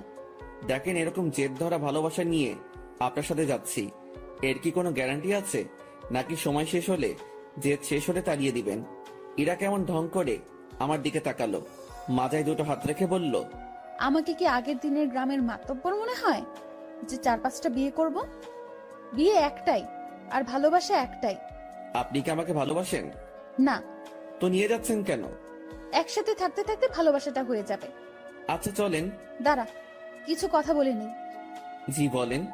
আমাদের তো জয়েন্ট ফ্যামিলি, বাসায় প্রায় 50 জনের বেশি মেম্বার আছে। কেউ যদি বলে তুই কি কাজ করিস, কি বলবি তখন? এখন তো বেকার, কি আর বলবো, বেকারই বলতে হবে। না, তুই যে পিয়নের চাকরি করিস সেটা বলবি। চাকরিটা তো নেই। আছে। আপনি বললেই হলো নাকি? স্যার আমাকে মানা করে দিয়েছে। কোম্পানির 60% শেয়ার আমার। মালিক তাহলে কে? জি আপনি। আজ বাসায় আমার সাথে থেকে কাল সকালে দুজন একসাথে অফিসে যাব, ঠিক আছে? জি ম্যাম, ঠিক আছে। যানটা হাতে নিয়ে ওনার সাথে রওনা দিলাম। ম্যাম কখন কি করে বোঝা বড় দায়, তার মাথায় যে কি করে আল্লাহ জানে, আর উনিই জানেন। ওনার বাসার দিকে যতই অগ্রসর হচ্ছি ততই বুকের ধুকপুকুনিটা বাড়ছে। ম্যামের বাবাকে অফিসে দেখেই যে ভয় পেয়েছি, এখন তার সামনে থাকতে হবে, তাও আবার তার মেয়ের হবু জামাই হয়ে। ভাবতেই সারা শরীরের লোমগুলো দাঁড়িয়ে যাচ্ছে। ওনার বাসায় পৌঁছে গেলাম। গাড়ি যেখানে পার্ক করলো সেখানেই আরো অনেকগুলো গাড়ি। বাসাটা দেখে মনে হয় না এত লোক এখানে থাকে। এই, তুই আমার পিছু পিছু থাকবি, ওকে? জি ম্যাম, ওকে। বাসার ভেতরে ঢুকলাম। বসার ঘরে সবাই বসে আছে, কেউ কেউ আড্ডাতে মেতে আছে। আমাদেরকে দেখে সবার কাজ করা বন্ধ হয়ে গেল। আমি মাথা নিচের দিকে দিয়ে আছি, কারো দিকে তাকানোর সাহস নেই। এই ম্যামের জন্য আমি এই পরিস্থিতিতে পড়েছি। আমি ম্যামের কথা কেন শুনতেছি? আমি কি ওনাকে মনের অজান্তে ভালোবেসে ফেলেছি? না, ভাবনা ঢুকলে চলবে না, এখন অ্যাক্টিভ থাকতে হবে। ম্যাম যেটা বলবে সেটাই করতে হবে। ধীরে ধীরে বাসার সবাই চলে আসলো। ওনার বাবা মা তো প্রথম থেকেই এখানে ছিলেন। এই যে আমি আমার বরকে এনেছি, আজ থেকে ও এখানেই থাকবে। কেউ যদি আমাকে বাসা থেকে বের করে দেওয়ার কথা ভাবো তো আমার সম্পত্তি বুঝিয়ে দিয়ে তারপর বের করে দিও। তুই আমার মেয়ে। দেখো, ওর জেদ খুব। তুমি কিছু বলো না, ও ঠিক হয়ে যাবে। আর এই ছেলে তোর আমি। আমার দিকে তাকিয়ে কথা বলছে। আমি তো ভয়ে শেষ। ইরা, মা, তুই ওকে নিয়ে উপরে যা। ম্যাম আমাকে নিয়ে তার রুমে আসলো। অমায়িক সব সাজগোজ, রুমটা এত সুন্দর যে যেদিকে তাকাচ্ছি অবাক হচ্ছি। আমি তো রুম দেখাতে ব্যস্ত। ম্যাম তখন আমাকে বললেন, তুই বিছানায় উঠে থাক, আমি আসছি। ম্যাম কই যান আপনি? নিচে। আমার ভয় করে কেউ এসে আমাকে মেরে ফেলবে। আরে পাগলা, কে মারবে? আপনার ওই পুলিশ চাচা। উনি বাসায় নেই, আর আমি নিচে যাব আর আসবো। আচ্ছা। ইরা চলে যাওয়ার পর রুমটা ভালোভাবে দেখছিলাম। দেখতে দেখতে বিছানায় বসে পড়লাম। বিছানাটাও বেশ নরম। বসার সাথে সাথে কেমন যেন একটা নরম তুলতুলে ভাব। হঠাৎ ইরার মা রুমে প্রবেশ করলেন। আমি তাকে দেখে দাঁড়িয়ে গেলাম। উনি আমার কাছে এসে বললেন, বাবা, নাম কি তোমার? জি শুভ। ও, ইরা হয়তো পাগলামি করে এমনটা করেছে। তোমার বাবা মা, ফ্যামিলি আছে, তারা এইসব শুনলে সমস্যা করবে। তুমি বিকেল পর্যন্ত থেকে চলে যেও, একটু পরে ওর রাগ কমে যাবে। আমি কিছু বলার আগেই রুমে ঢুকতে ঢুকতে ইরা বলল, ওর বাবা মা নেই, বিকেল পর্যন্ত রাখার জন্য ওনাকে আমি নিয়ে আসিনি। আর তোমাকে এসব বলতে কে বলেছে? দেখ ইরা, তোর বাবাকে তুই তো চিনিস। বাবাও আমাকে চেনে। বাইরের একটা ছেলে ধরে এনে এভাবে বাসায় ঢুকানো ঠিক হয়নি। লোকে খারাপ বলবে, সমাজ খারাপ বলবে। তো তোমরা সবাই আমাকে ওইসব বলেছিলে কেন, যে ওর সাথে আমার রিলেশন আছে? আচ্ছা, আমরা সবাই তোর কাছে ক্ষমা চেয়ে নিব। এখন তুই ছেলেটাকে বিদায় কর। না, ওকে আর কিভাবে বিদায় করব? ও আমাদের এখানেই থাকবে। মানে? আমার রাগটা কমে যাক, আমি বাবার সাথে কথা বলে নিব। তুমি যাও। তুই এখনই এসে তোর বাবার সাথে কথা বল। যাও তুমি, আমি আসতেছি। ইরার মা চলে যাওয়ার পর, ম্যাম আমি বলি কি, আপনার রাগ কমে যাওয়ার পর আমি চলে যাব। পরিবারের সাথে এমন করতে হয় না। সবাই যেটা বলে সেটার মধ্যে থাকাই ভালো। তোর থেকে ভালো বুঝি আমি। জি ঠিক আছে। তুই যে চলে যেতে চাস, তাহলে আমাদের বন্ধুত্বের কি হবে? এরকম বন্ধু পাওয়া অনেক মুশকিল। এখন পেয়েছি, কাছে রাখার চেষ্টা করব। তুই এখান থেকে যাওয়ার কথা মুখে আনবি না। আচ্ছা ম্যাম আমার সাথে কিছু সময় কথা বলে তার বাবার কাছে যায়। সেখানে তার বাবার সাথে অনেক কথা হয়, আর সেগুলো আমাকে এসে ম্যাম বলা শুরু করলো। শোন, তোর চাকরি কনফার্ম। ড্রাইভিং করতে পারিস? না। ও আচ্ছা, বাবাকে সত্যি কথাটা বলে দিয়েছি। আর রাগের মাথায় তোর সাথে অনেক কিছুই করে ফেলেছি। তুই মন খারাপ করিস না। আর তুই আমার বন্ধু, তোকে দূরে সরিয়ে দেব না, কাছেই রাখছি আমার ড্রাইভার হিসেবে। আমি যেখানেই যাব তুইও সেখানে। খুশি তো? ম্যাম এত কিছু করলেন, আমার তো এ বাসার লোকজনদের দেখলে ভয় করে। আরে পাগল, ভয় কিসের? আর তুই থাকবি তো আমার সাথে, একা একা তো না। হুম। আর তোর থাকার জায়গাও আমার খুব কাছে। মানে? মানে পাশের রুমে। আমার রুম থেকে তোর রুম যেতে বাইরে দিয়ে ঘুরে যেতে হবে না। 2 রুমের মাঝেই একটা দরজা আছে, দেখবি? আয়। ম্যাম আমাকে নতুন রুমটা দেখিয়ে দিল। ম্যামের কোনো বান্ধবী আসলে এই রুমেই থাকতো। বন্ধু হিসেবে এটা আমার জন্য ফিক্সড। সেই যে এসে রুমে ঢুকেছি, বের হওয়ার নামই নেই। কিভাবে বের হব? বাইরে বের হওয়ার কথা মনে হলেই হাত পা ঠান্ডা হয়ে আসে। এই বাসার মানুষকে বড্ড ভয় হয়। তবে আমি জানি না তারা কেমন। বিকেলবেলা ম্যাম আমাকে নিয়ে বের হয়। ম্যাম গাড়ি চালাচ্ছে আর ধীরে ধীরে আমাকে সবকিছু শিখিয়ে দিচ্ছে। মন দিয়ে সব দেখছিলাম আর শুনছিলাম। সন্ধ্যায় আবার বাসায় ফিরলাম। বাসার কাজের লোকটা আমার খাবার রুমে এসেই দিয়ে যাচ্ছে। তার মানে বাকিদের সাথে খেতে হবে না, বাঁচা গেল। ম্যাম তার রুমে বসে অফিসের কাজ করছে, আর আমি আমার রুমে বসে কোনো কাজ নেই। একবার রুমের এপাশ থেকে ওপাশে যাচ্ছি, কখন আবার রুমের জানালা খুলে দিয়ে দাঁড়িয়ে থাকি। আমার তো আবার প্রকৃতি দেখার অভ্যাস। আর একটু রাত হলো, এবার নজর গেল নিজের ব্যাগের দিকে। ব্যাগ থেকে কাপড় এখনো বের করা হয়নি। বিছানায় ব্যাগ নিয়ে গিয়ে কাপড় বের করছিলাম, আর তখনই সেই সকালের কথা মনে পড়ে গেল। ম্যাম কি টর্চারটাই না করেছিল সকালবেলা, আর সেখানে ওনার কাছে আসা পেটে হাত রাখা। এসব মনে পড়তেই হাসি পেল। একা একা হাসছিলাম। হঠাৎ রুমের ভেতরের দরজায় নক। ম্যাম ডাকছে। তড়িঘড়ি করে উঠে গিয়ে দরজা খুলে দিলাম। জি ম্যাম আসুন। কি করতেছিস তুই? এই যে কাপড়গুলো বের করতেছি। তুই অনেক আলসে মানুষ তো। সেই সকালে আসছি, এখনো তুই কিছুই গুছিয়ে উঠতে পারিসনি। মনে ছিল না। ভাঁজ কর এখন।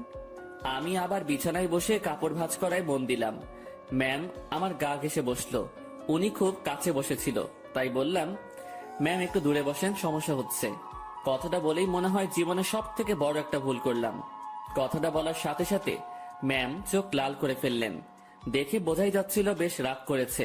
ফর্সা মানুষ, তার শরীরে রক্তগুলো সব চোখ মুখ গালে এসে জড়ো হচ্ছিল। দেখে এমনটাই মনে হচ্ছে। উনি উঠে দাঁড়ালেন আর তার রুমে চলে গেলেন দরজা না লাগিয়ে। আমি বিছানায় বসে আছি, ভাবছি ভুল যা করার তা তো করেই ফেলেছি। আমার জীবনে সুখ নেই, শুধু সমস্যা আর সমস্যা। কাপড় আর ব্যাগ ফেলে রেখেই পা টিপে টিপে তার রুমের দিকে এগোতে থাকলাম। উকি দিয়ে দেখি আমার মতোই জানালা খুলে দাঁড়িয়ে আছে, বারবার চোখ মুছছে। ওনার রাগ ভাঙাতে ওনার খুব কাছে গিয়ে দাঁড়াতে হবে, তাছাড়া এর বিকল্প কোনো উপায় নেই। আমি পা টিপে টিপে তার কাছে গেলাম। উনি কিছু বলছেন না, হয়তো টের পেয়েছেন আমি আসছি। উনি যে চালাক মানুষ, আমার রুমে প্রবেশ করা অবশ্যই টের পেয়েছেন। আমি তার পাশে গিয়ে দাঁড়াতেই, আপনি আপনার রুমে যান, নয়তো খারাপ কিছু হবে। দুঃখিত, আমার ভুল হয়েছে। আমি আপনাকে আপনার রুমে যেতে বলেছি। আমি আরেকটু কাছে গিয়ে দাঁড়ালাম, কিন্তু তার শরীরের সাথে স্পর্শ লাগেনি। রাগ উঠায়েন না আর। আচ্ছা, ইংরেজি ভাষায় বলতেছি, সরি। তোর সরির আমি? তুই যাবি এখান থেকে? একটু তো দূরেই যেতে বলেছি, তাতেই এত রাগ করতে হবে? আমি তো দূরের মানুষ, দূরেই থাকবো, তাই না? না, কাছের মানুষ। না না, কাছের মানুষ তো দূরে থাকে না, কাছেই থাকে। সরি, আমি বুঝতে পারিনি। আমার বলাটা ঠিক হয়নি। আপনার কাছে আসাটা ঠিক ছিল। রাত হয়েছে, রুমে গিয়ে ঘুমিয়ে পড়ো, সকালে অফিস আছে। রাগ কমেছে তো আপনার? কমে যাবে। এত অভিমানী আমি কখনো দেখিনি।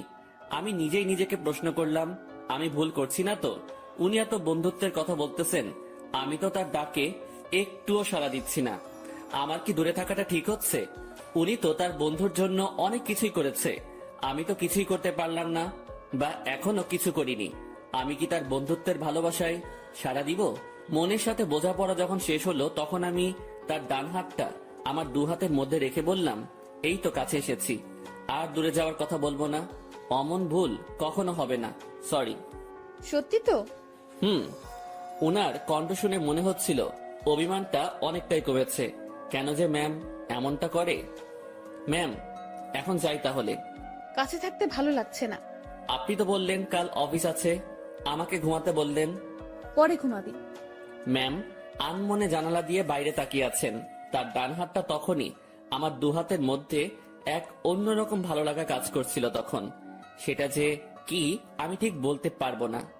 আমি ম্যামের মুখের দিকে তাকালাম, দেখি মিটিমিটি হাসছে। আমি তার হাসি দেখে প্রশ্ন করেই বসলাম, এভাবে আনমনে বাইরে তাকিয়ে কি দেখেন? বাইরে কি দেখি? তোকে। আমাকে মানে? আরে পাগলা, তুই আমার জীবনে এমন ভাবে আসলি, মানে আমি ভাবতেই পারিনি। তোর মতো একটা গাধা, তবে ভালো মানুষের সাথে বন্ধুত্ব হয়েছে।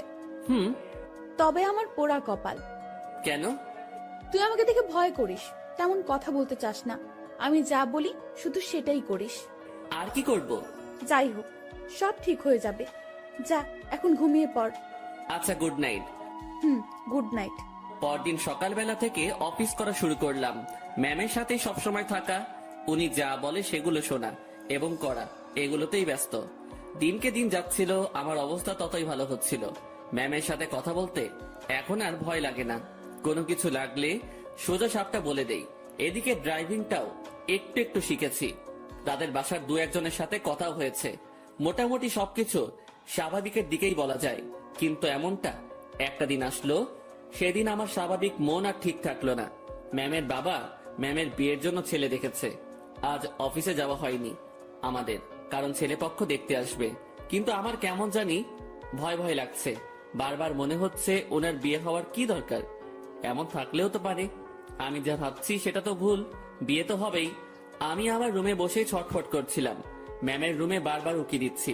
উনি বেশ স্বাভাবিকভাবেই আছেন। দেখে মনে হচ্ছে না উনি কোনো টেনশন বা ভয় আছেন। তাহলে আমি ভয় করছি কেন? আমি তাকে হারানোর ভয় করছি না তো।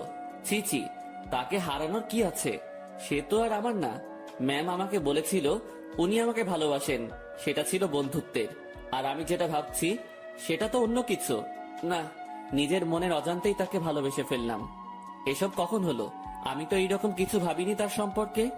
পরক্ষণেই মনে হলো আমি তার চিন্তায় দিন পার করেছি। সেখান থেকেই এই অবস্থা। নিজের রুমে আর থাকতে পারলাম না। বিছানা থেকে উঠে ম্যামের রুমে চলে গেলাম। ম্যাম বসে বই পড়ছেন। আমাকে দেখে বললেন, কিছু বলবি? বল। আপনাকে দেখতে আসছে। তুই তো জানিস নতুন করে প্রশ্ন করার কি আছে। যদি তারা আপনাকে পছন্দ করে, আপনি কি রাজি হবেন? ছেলে যদি ভালো হয়, পরিবার যদি ভালো হয়, তাহলে মানা করব কেন? তাই ঠিক। এটাই বলতে আসছিলি? না। সকাল সকাল তোতলানো শুরু করেছিস। কিছু হয়েছে? একটা কথা বলার ছিল। ম্যাম আমার দিকে তাকিয়ে বইটা বন্ধ করে পাশে রাখলো। তারপর আমাকে তার সামনাসামনি বসতে বলল। তোকে দেখে মনে হচ্ছে আমাকে কিছু বলতে চাচ্ছিস, কিন্তু ভয় করতেছিস। হ্যাঁ, ওই রকমই। ভয় নেই, বল। কিছু বলবেন না তো? আরে আমি তোর বন্ধু না, তোকে কি বলবো পাগল। ভয় নেই, বল। আপনি আপনার বাবাকে বলে বিয়েটা ক্যান্সেল করে দেন। ওই বিয়ে তো ঠিকই হয়নি, এখনই কিভাবে ক্যান্সেল করে দিব? আর কেন ক্যান্সেল করব? আরে আপনি চলে গেলে আমি কিভাবে থাকবো? ওই কিভাবে থাকবি মানে? তুইও থাকবি বাসার বাকি যারা যেভাবে আছে সেভাবে। আমাকে ছাড়া আপনি কি থাকতে পারবেন?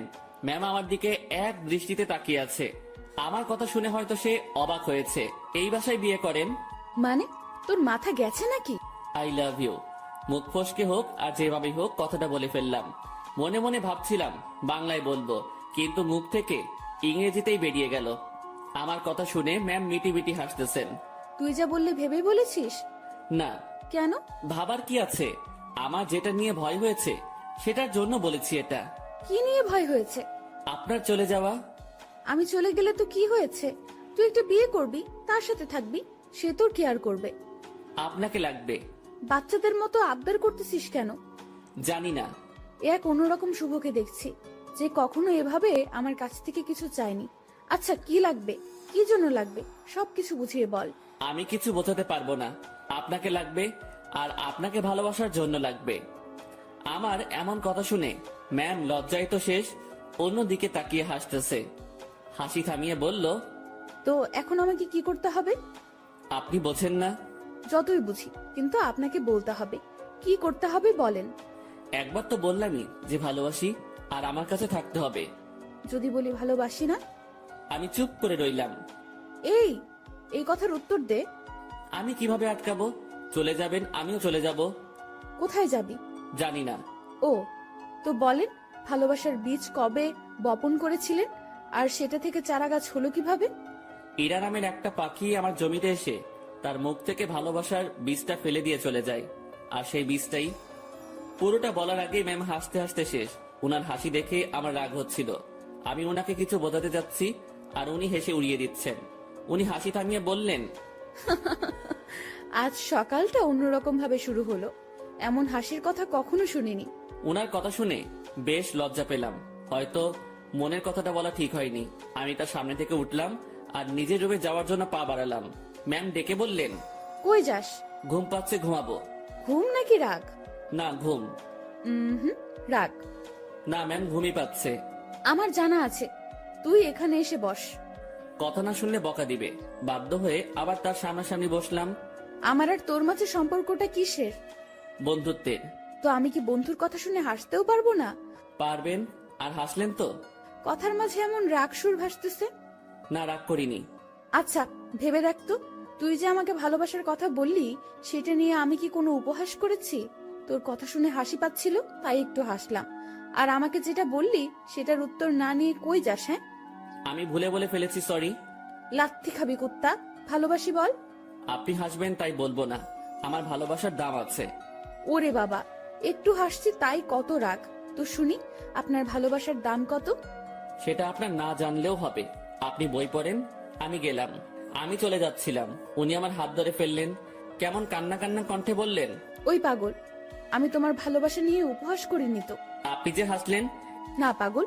ইরা আমাকে জড়িয়ে ধরে কান্না শুরু করলো আর অভিমানী কণ্ঠে বলল, প্রত্যেকটা গল্পে আমি তোমাকে প্রপোজ করি, তুমি কি করো?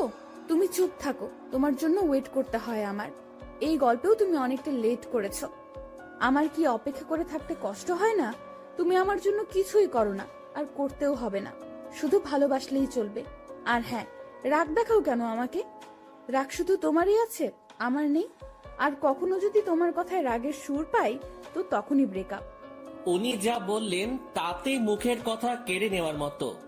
আচ্ছা, আমি বাবাকে তোর কথা একবার সিরিয়াসলি বলবো। না, কেন?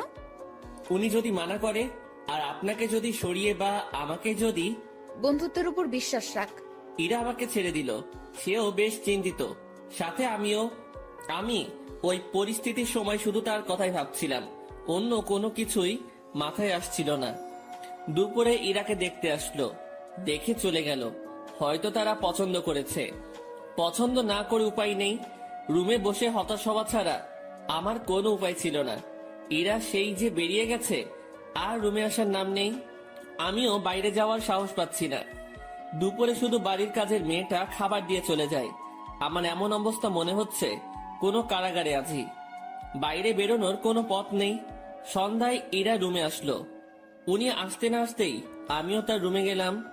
আর গিয়ে যা শুনলাম সেটা আমি কখনোই ভাবিনি। উনি বলতে শুরু করলেন, বাবার ছোটবেলার বন্ধুর সাথে আমার বিয়ে ঠিক করেছে। ওনারা আমাকে দেখে পছন্দ করেছে। আজ ওনাদের যে হাসি মুখ দেখলাম, সেটা আমি ভাঙতে পারবো না। কথাটা শুনে বুকের ভেতরটা কেমন যেন আটকে গেল। মনে হলো বুকে পাথরের ভর করছে। শুনেছি বুক ভার হলে চোখে পানি চলে আসে। আমি কোনো রকম চোখের পানি সামলিয়ে বললাম, সমস্যা নেই, আপনি যেটা করেন। তুই আমার উপর রাগ করলি, তাই না? আরে না, আপনার সিদ্ধান্তে আমি খুব খুশি। পরিবারের কথা চিন্তা করে সব করতে হয়। তোমার কথায় কান্নার আওয়াজ পাচ্ছি।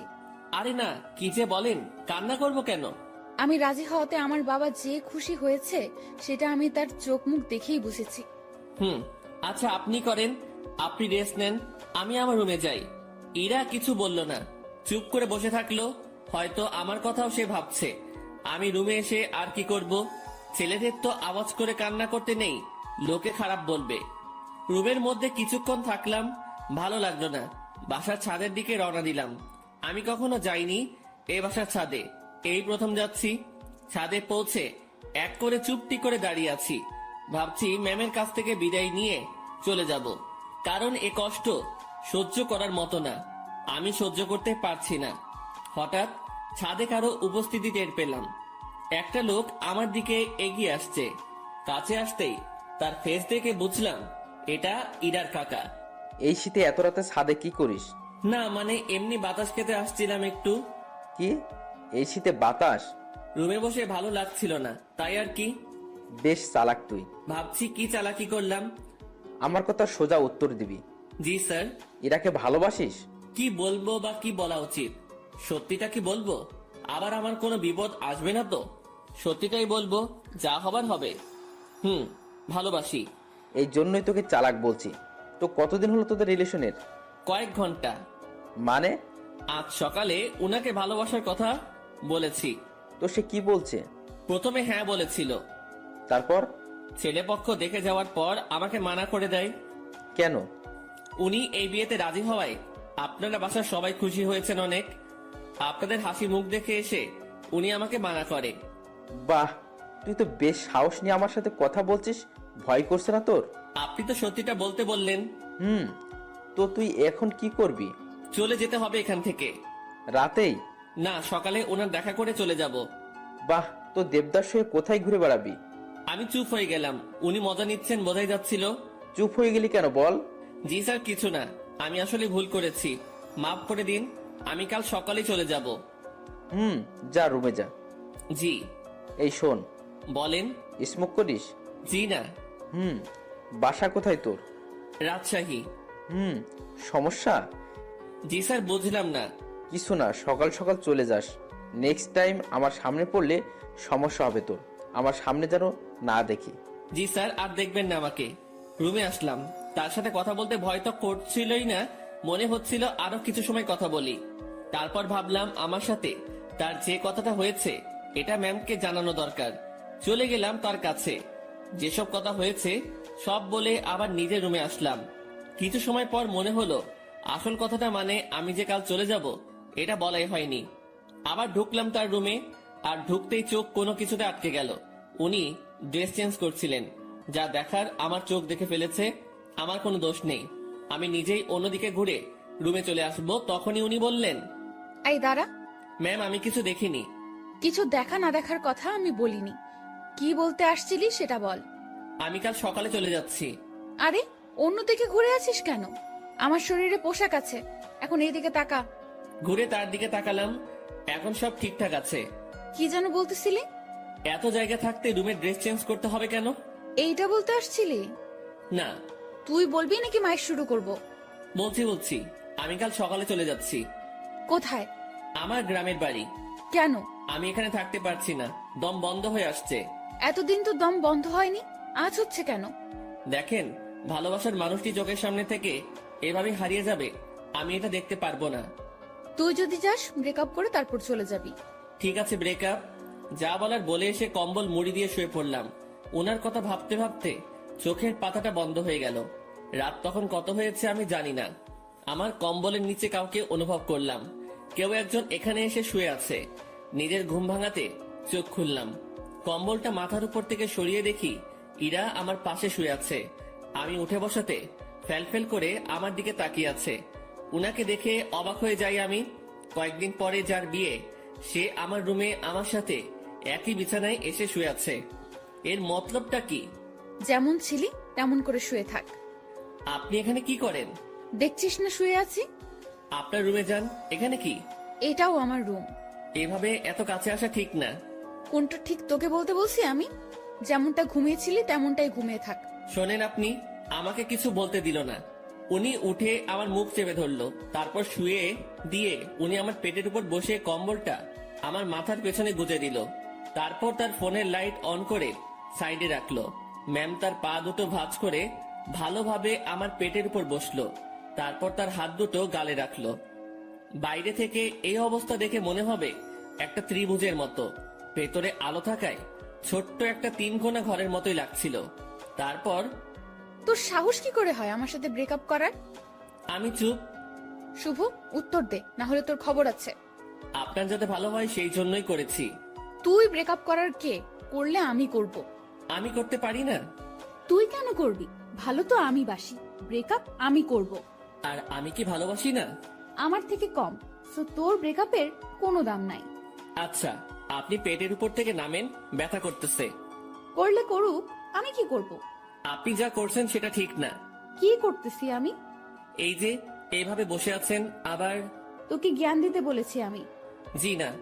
এরপর ইরা তার হাত দিয়ে আমার ঠোঁট স্পর্শ করা শুরু করলো, নাকে চোখে হাত বুলিয়ে দিল। আমি যে বসে আছি তাতে কি তোর বেশি কষ্ট হচ্ছে? না, কিন্তু এইরকম ভাবে হাত দিচ্ছেন, এটা ভালো লাগছে না। I love you. নতুন বরকে বইলেন, কথাটা বলার সাথে সাথে গালে চর বসিয়ে দিল। আই লাভ ইউ টু বল, নয়তো আরো মারবো। টুট টুট টুট। কিসের টুটু? পুরোটা বল। ভালোবাসি আমিও। ওয়াও, খুব বলেছেন। চলো এখন রোম্যান্স করি। ম্যাম ওয়েট, কিসের রোম্যান্স? আমি তো আপনার বর না, এগুলো ঠিক হবে না। আপনি আপনার রুমে যান। আহারে, আমি তো রোম্যান্স করবই, সে বিয়ে হোক আর না হোক। ম্যাম, কি? ছেড়ে দেন না। ওলে, খুব ভয় লাগছে তোমার? ইরা বসা থেকে এবার আমার পুরো শরীরের উপর শুয়ে পড়লো। ভয়ে বুকের মধ্যে দুরুম দারুম শব্দ হচ্ছে। ইরা এবার আমার বুকের উপর হাত রেখে তাতে তার থুতনি রাখলো আর বোকা বোকা গলায় বলল, ভয় নেই, এই যে তোমার কাঁধ থেকে মাথা পর্যন্ত আজ আমি এইটুকুতে আমি যা ইচ্ছা করব। ওনাকে আর থামাতে পারলাম না। ভেতরে ফোনের লাইট নিভিয়ে দিয়ে আমার ঘাড়ে আর গলায় তার ঠোঁটের স্পর্শ দেওয়া শুরু করলো। তার খোলা চুলগুলো আমার দিকে হেলেছিল, আর উনি তো তার কাজ করেই যাচ্ছেন। কিছু সময় পর, আমি তোমার বুকে এখন ঘুমাবো, সকালে আমাকে ডেকে দিও। আমি কিছু করতে পারি না। তুমি আবার করবা? তুমি মানে, সরি, আপনি যেগুলো করলেন। ওই না, তুমি কেন করবা? তুমি কিচ্ছু করতে পারবে না। হুম। রাগ। আরে না, কি বলেন, রাগ করবো কেন? সরি। ইরা ফোনের লাইট আবার অন করলো। উনি ওনার গলা থেকে ওড়নাটা সরিয়ে দিতে নিচ্ছিল, আমি থামিয়ে দিলাম। কি করছেন? তুমি না বললে কি যেন করবা? আপনার ওই গলাটুকুই লাগবে। হ্যাঁ, এই আমাকে কিছু করতে দিল না, আর এখন উনি বায়না ধরে বসে আছেন। লোভ তো আপনি ধরিয়েছেন। এই, আমার দোষ দিবা না একদম। লোভ সামলাতে পারো না তুমি? হুম। এই যে গলাটুকুই শুধু, এর নিচে আসলে মায়ের ওকে। আচ্ছা। কি মানুষ রে বাবা, নাও করে না। আমি উঠে বসে ওনার গলায় আমার ঠোঁটের স্পর্শ দিতে লাগলাম। ইরার মতো আমি বেশি সময় নিলাম না। একটু পরে বললাম, রুমে গিয়ে ঘুমিয়ে পড়ো। এটা আমার রুম। এখানেই থাকবে? হ্যাঁ। দুজন একে অপরের দিকে তাকিয়ে আছি। তাকিয়ে থাকতে থাকতে দুজনই কান্না করে দেই। ইরা আমাকে বলল, এই তুমি কান্না করতেছো কেন? এভাবে কখনো তো পাবো না। ধুর, পাগলকে বলে পাবে না। তুমি তো চলেই যাবে। আমি থাকার চেষ্টা করব। আর তুমি কান্না করতেছো কেন? বলা যাবে না। বলো না। পাগলটাকে অনেক ভালোবেসে ফেলেছি। ইরার আমার কপালের সাথে তার কপাল ঠেকালো। ওর চোখের পানি আমার মুখের উপর পড়ছে। অনেক কান্না হয়েছে, থামো। এখানে থাকবো, না করো না প্লিজ। আচ্ছা থাকো। তোমার বুকের উপর ঘুমাবো। হুম। রাগ করবে না তো? না। ইরা আমার গালের সাথে গাল লাগিয়ে শুয়ে পড়লো। দুজন ভোরে উঠবো, উঠে হাঁটতে বের হব। হ্যাঁ, তোমার কাকা আমাকে চলে যেতে বলেছে সকালে। ওনার সাথেই বের হব। কি? তোমাকে কিছু ভাবতে হবে না। উনি আমাকে দেখলে গুলি করবে। আমি যদি বলি জামাই বলে ডাকবে। মানে? তুমি যে বললা ওনার সাথে কথা বলছো, হুম। উনি আবার আমাকে কল করেছিল। আমি সব সত্যিই বলেছি। তারপর উনি কি বললো জানো? কি বললো? আমাদের বিয়ের দায়িত্ব উনি নিয়েছেন, সব উনি সামলাবেন। উনি তোমাকে অনেক পছন্দ করেছেন। কি জন্য? সেটা আমি কিভাবে বলবো? সত্যি কথা বলেছো, তাই মনে হয় ভালো লেগেছে তার। ও। আর কোনো কথা না, এবার শুধু ঘুম হবে, ঘুম ঘুম আর ঘুম হবে। চোখ বন্ধ করো পাগল। দুজনেই ঘুমিয়ে গেলাম। পরদিন ভোরে ইরা আমাকে ডেকে তুললো। তারপর হাঁটতে বের হলাম। পথে সত্যি সত্যি ইরার কাকার সাথে দেখা হলো। উনি আমাদেরকে দেখে মুচকি হাসলেন, কিন্তু কিছু বললেন না। এই চলো জগিং করি, ভুঁড়ি হতে দেওয়া যাবে না। ভুঁড়িওয়ালা বর আমার পছন্দ না। ওনার কথা শুনে মুচকি হাসা ছাড়া উপায় নেই। সকালে সব কাজ শেষে অফিসে আসলাম দুজন। অফিসের কেউ এ ব্যাপারে কিছু জানে না, তাই কোনো সমালোচনাও হয়নি। এসব বিষয় জানলে কেউ না কেউ আমাকে জিজ্ঞাসা করতই। দুপুরের পর এক শার্ট প্যান্ট কোট পরা ভদ্রলোক ইরা রুমে ঢুকলো। লোকটিকে দেখে কেমন যেন সন্দেহ হচ্ছিল আমার। কিছু সময় পর ইরা আমাকে ডাকলো। যাক, সন্দেহ এবার দূর হবে। রুমে ঢুকে দেখি ম্যাম বেশ রাগান্বিত। জি ম্যাম, বলেন। এই যে এটাই আমার পাগল, দেখে নিন। আমি মনে মনে ভাবছি, হ্যাঁ, ম্যামের লাজ লজ্জা কিচ্ছু নেই, এইভাবে কেউ পরিচয় করিয়ে দেয়। তো কিছু বলবেন আর? এরকম একটা ছেলেকে আপনার পছন্দ? ওর কিছু আছে? দেখতে তো কেমন জানি লাগে। ওই আমার পাগলের মধ্যে কি আছে না আছে আমি জানি, আপনাকে বুঝতে হবে না, আপনি আসতে পারেন। ভেবে দেখেন, এর সাথে থাকলে আপনার জীবন নষ্ট হতে পারে। এই শালা, ভাষা খারাপ করবি না। জীবন নষ্ট হবে মানে? ম্যাম তো তাকে মারার জন্য উঠেছে। এতক্ষণে বুঝলাম এই লোকটাই ম্যামকে দেখতে আসছিল। ম্যাম যেভাবে মারার জন্য দাঁড়িয়েছে, লোকটি ভয়ে চেয়ার উল্টে পড়ে যায়। ম্যামকে থামিয়ে আমি উনাকে টেনে তুললাম। দেখছিস আমার পাগলের মধ্যে কি আছে? সে চলে গেল। ম্যাম, এইভাবে কেউ ভয় দেখায়? আরে ভাই বলিস না, মাথাটাই খারাপ করে দিছে। আমি কত বুঝালাম, বুঝলোই না। আমি বাইরে চলে আসছি। ম্যাম তখন পেছন থেকে ডাকলো, ওই আমার পাগল। জি ম্যাম বলেন। উনি মুচকি হেসে বললেন, কিছু ফাইল কপি করতে হবে, একটু সাহায্য করবেন? আমি করে দিচ্ছি। আরে আমার রুমের মেশিনে কালি নেই, তুমি ম্যানেজারের রুম থেকে বের করে নিয়ে আসো। আচ্ছা। ইরা ফাইলগুলো আমার হাতে দিল। উনিও ফাইলটা ধরে আছেন, আমিও এক পাশে ধরে আছি। উনি ছাড়ছেন না। রাগ করলে নাকি আবার? ছি, না ম্যাম, রাগ করবো কেন? এই যে কাজ করাচ্ছি। এটা তো আমারই কাজ। তোমাকে দিয়ে কাজ করাতে ইচ্ছে করে না গো। আমার কাজ করতে ইচ্ছে করে। স্যার যান, এখন এগুলো কপি করে নিয়ে আসেন।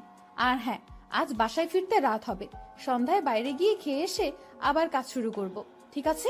আচ্ছা ঠিক আছে, সন্ধ্যায় দুজন বাইরে গিয়ে খেয়ে আসি, তারপর আবার কাজ শুরু।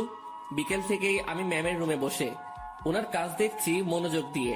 মাঝে মাঝে কথা হচ্ছে। কাজ শেষের দিকে ম্যাম তখন বলল, আজ কি করব জানো?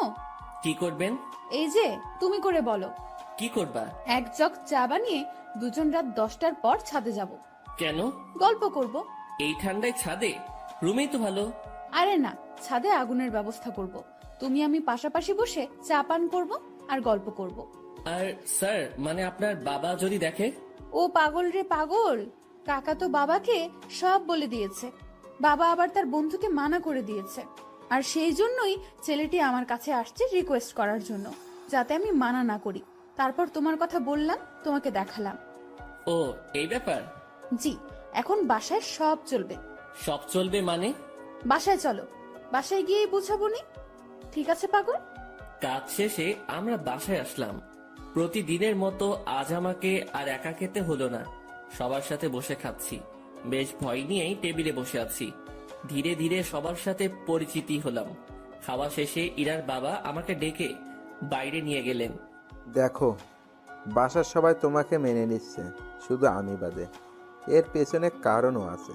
তুমি সামান্য একটা মানুষ, কত বড় ফ্যামিলির দিকে হাত বাড়িয়েছো সেটা খেয়াল করেছো? ধরো কাল তোমাদের বিয়ে দিয়ে দিলাম, তারপর আমার মেয়েকে নিয়ে উঠাবে কোথায়? স্যার, বেয়াদবি মনে না নিলে একটা কথা বলি। বলো। আপনার মেয়ে বলেছে ও কাজ করে খাওয়াবে কিছুদিন। এর মাঝে আমিও কিছু একটা করে ফেলতে পারবো ওর সাহায্যে। আমরা এমনটাই ভেবেছি। ও, বউয়ের হাতের কামাই খাবে? না, বন্ধুর হাতের কামাই খাবো। মুখের উপর কথা বলছো। আমি তো বলেই নিলাম, কিছু মনে করবেন না। ওকে, 2 দিন পর তোমাদের বিয়ে। সমাজের নিয়ম অনুযায়ী আমার মেয়েকে নিয়ে বাসা থেকে বেরিয়ে যাবে। কোথায় যাবে সেটা আমি জানি না। ওকে? জি স্যার। কথাটা ইরাকেও জানিয়ে দিও। জি। ইরার বাবা আমাদের উপর বেশ রেগে আছেন। রাগাটাই স্বাভাবিক, যা কাজ করেছি। বাইরে দেরি না করে ইরার কাছে গেলাম, গিয়ে কথাগুলো বললাম। এত তাড়াতাড়ি বিয়ে? ভাবলাম মাসখানেক একটু প্রেম টেম করবো, এখানে ওখানে ঘুরতে যাব, সেগুলো মনে হয় আর হবেই না। বিয়ের জন্য প্রস্তুতি নিতে হবে। হ্যাঁ, আগে তো বাসা ঠিক করতে হবে। তুই বেটা এত টেনশন নিতেছিস কেন? তুই বাবাকে বলেছিস বন্ধুকে বিয়ে করতেছিস, তাই না? তো তোর বন্ধু থাকতে এত টেনশন কেন? শোন, আমি একটা ফ্ল্যাট কালকের মধ্যে কিনে নেব। আর হ্যাঁ, সংসার করতে অনেক কিছু প্রয়োজন, সেগুলোও কিনতে হবে। বিয়ের পর সংসারে তুমি আমি 50-50 খরচ দিব। আমি এত টাকা কই পাবো? ও হ্যাঁ, তাও তো একটা কথা। আচ্ছা শোন, উপায় একটা বের করেছি। আমি দিব 80% আর তুই 20%। আর ভালোবাসা দিবি তুই 99% আর আমি 1%। কি? না, আপনি আমাকে ভালোবাসবেন না। যদি সংসারে 50-50 খরচ দিতে পারেন, ভালোবাসাটাও তেমনই ভাগ হবে। এটা কোনো কথা? তো নিজেদের মধ্যে রাজনীতি করাটা কি ঠিক? দেখ, আন্দোলন করতে থাক, কাজ হয় কিনা। মনটা একটু নরম করেন। আপনি যদি আমাকে 100% ভালোবাসা দেন, তো ভালোবাসার পিপাসায় আমি তো মারা যাব। ওই, মুখে ওসব মারা যাওয়ার কথা আনবি না। জি ম্যাম। যা, রুমে গিয়ে ফ্রেশ হয়ে নে। আচ্ছা। ফ্রেশ হয়ে দরজা লাগিয়ে দিলাম, কারণ দরজা খোলা থাকলে আজ আর ঘুমাতে দিবে না। ঘুম প্রায় চলেই আসছে, সেই সময় ডাকাডাকি শুরু করলো। মুখে বিরক্তি নিয়ে দরজা খুললাম। ওই, এখনই ঘুমাচ্ছিস কেন? চা রেডি, চল ছাদে যাব। ওকে চলেন। ঘুমের 12টা বেজে গেল। দুজনে গিয়ে ছাদের মাঝখানে কিছু কাঠখড়ি দিয়ে আগুন জ্বালিয়ে নিলাম। ওনার সব কথা শুনতে হচ্ছে। এদিকে আমার নাজেহাল অবস্থা। নিচে থেকে উপরে এতগুলো কাঠখড়ি আনা, তাও আবার চোখে ঘুম নিয়ে প্রচন্ড রকমের বিরক্ত লাগছিল। আমি আর ইরা আগুনের খুব কাছাকাছি বসলাম। সে আমার শরীর ঘেঁষে বসলো। সে জগ থেকে একটা কাপে চা ঢাললো, তারপর কাপটা আমার হাতে দিয়ে বলল, আগে তুমি খাও, এই পুরোটা না, কিন্তু জাস্ট এক চুমুক, তারপর আমি, তারপর আবার তুমি খাবে। ইরা কথাটা বলে আমার হাতের মধ্যে দিয়ে হাত দিয়ে জড়িয়ে নিল। আমি এক চুমুক খেলাম, আর তারপর উনার মুখে ধরলাম। আমি যে জায়গাটায় ঠোঁট লাগিয়েছিলাম, ঠিক সেখানে সে ঠোঁট লাগিয়ে চা খেলো। খাওয়া শেষে ইরা আমার কাঁধে মাথা রাখলো। ওই, একটা গল্প বলো। রুমে গিয়ে বলবো নি? জি না শুভ সাহেব, এখানে বলেন। কি বলবো মাথায় আসছে না। আনরোমান্টিক একটা বর। তোমার কিছু বলতে হবে না, আমিই বলছি শোনো।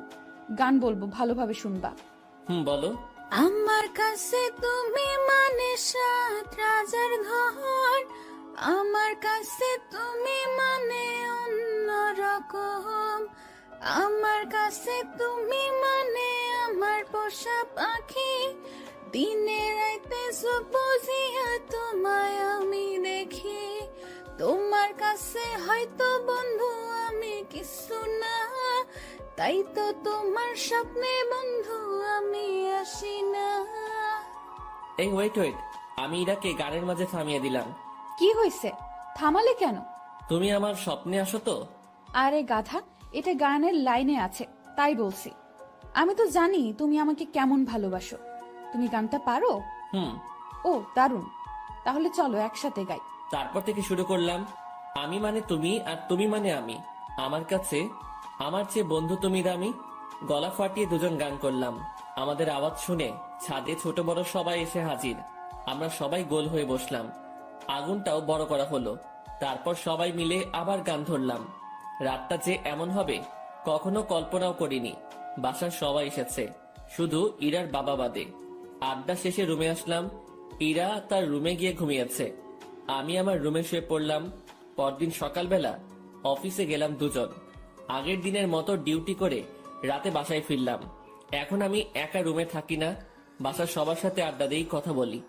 দিন দিন আনন্দগুলো বাড়ছিল। কথায় আছে, আনন্দ সুখ বেশি সময়ের জন্য নয়। সত্যি তাই। ইরার বাবা এসে আমাকে জানিয়ে দিয়ে গেলেন কাল আমাদের বিয়ে, আর কালকে আমাদের বাসা ছাড়তে হবে। আমি আর ইরা বসে বসে ভাবছি কি করা যায়। দোস্ত শুন, এভাবে লাভ নেই, ব্যাগ গুছিয়ে ফেল। তাহলে আমরা কাল চলে যাচ্ছি? হ, যাচ্ছি। অন্য কারোর সাথে বিয়ে হলে তো যেতেই হতো, তাই না? তো ব্যাপারটাকে স্বাভাবিক নেওয়ার দরকার না? হ্যাঁ, ঠিক বলেছেন। এখানে আমার সম্পত্তির দাবি নিয়ে থাকতে পারতাম, বাট ঠিক হবে না।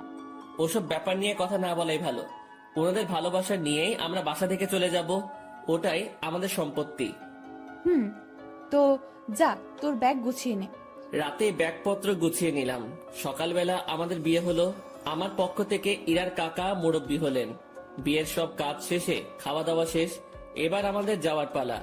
আমরা রাতে প্ল্যান করেছি বিয়ে করি আর যাই করি অফিস মিস দেওয়া যাবে না। এখান থেকে অফিসে যাব, তারপর কারো মাধ্যমে আমরা একটা বাসা ভাড়া নিব। রাতে আমাদের বাসা হবে। ইরা সবার কাছ থেকে হাসি মুখে বিদায় নিচ্ছে। ওকে দেখে মনে হচ্ছে না একটু আগে ওর বিয়ে হয়েছে, আর পরিবার ছেড়ে আমার সাথে চলে যাচ্ছে। আমরা বাড়ির মেইন দরজা পার হতে না হতেই ইরার বাবা আমাদের আটকিয়ে দিল। কোথায় যাচ্ছ তুমি?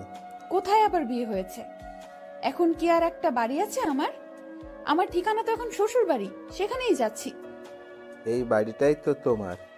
যতই আমার হোক, আমি তো এখানে থাকবো না। তুমি আমার উপর রেগে আছো? না, রাখবো কেন? তো চলে যাচ্ছ কেন আমাদের ছাড়া? তুমি তো যেতে বলেছো। কোথাও যেতে হবে না, আমি শুধু তোমাদের ভালোবাসাটা পরীক্ষা করে দেখলাম। কথাটা বলা মাত্রই ইরা তার বাবাকে জড়িয়ে ধরে কান্না করলো। পরে আমরা দুজন জানতে পারলাম এটা তাদের একটা প্ল্যান ছিল। কান্নাকাটি শেষে আমরা আমাদের রুমে ফিরে আসলাম। তখনই অফিসে যেতে চাইছিলাম, সবাই ধরে আমাদেরকে উপরে পাঠিয়ে দিয়েছে। যাক, এখন থেকে আমি দুষ্টামি করতে পারবো। এবার ওনাকে একটু দেখিয়ে দেই আমি কি পারি। ইরা শাড়ি পরেছিল, আমি তার কাছে গিয়ে জড়িয়ে ধরে এক হাত তার পেটে রাখলাম। ওই, কি করিস তুই? কি করি মানে, বুঝছো না? তুই ছাড়। না, ছাড়বো না। আরে ভাই, এগুলো এখনই না, দেরি আছে। আমার কিছু কথা আছে। কোনগুলো? এখনই না। তুই যা করছিস। আমি তো কিছুই করছি না বা করতে চাইছি না। তাহলে এখানে হাত দিয়েছিস কেন? এমনি। এমনি, তাই না? ইরাকে ছেড়ে দিলাম, ও বলতে শুরু করলো। স্যার, আমাদের বিয়ে হলো এই শুকরিয়া আদায়ের জন্য দুইজন নফল নামাজ পড়ব। আচ্ছা। মন খারাপ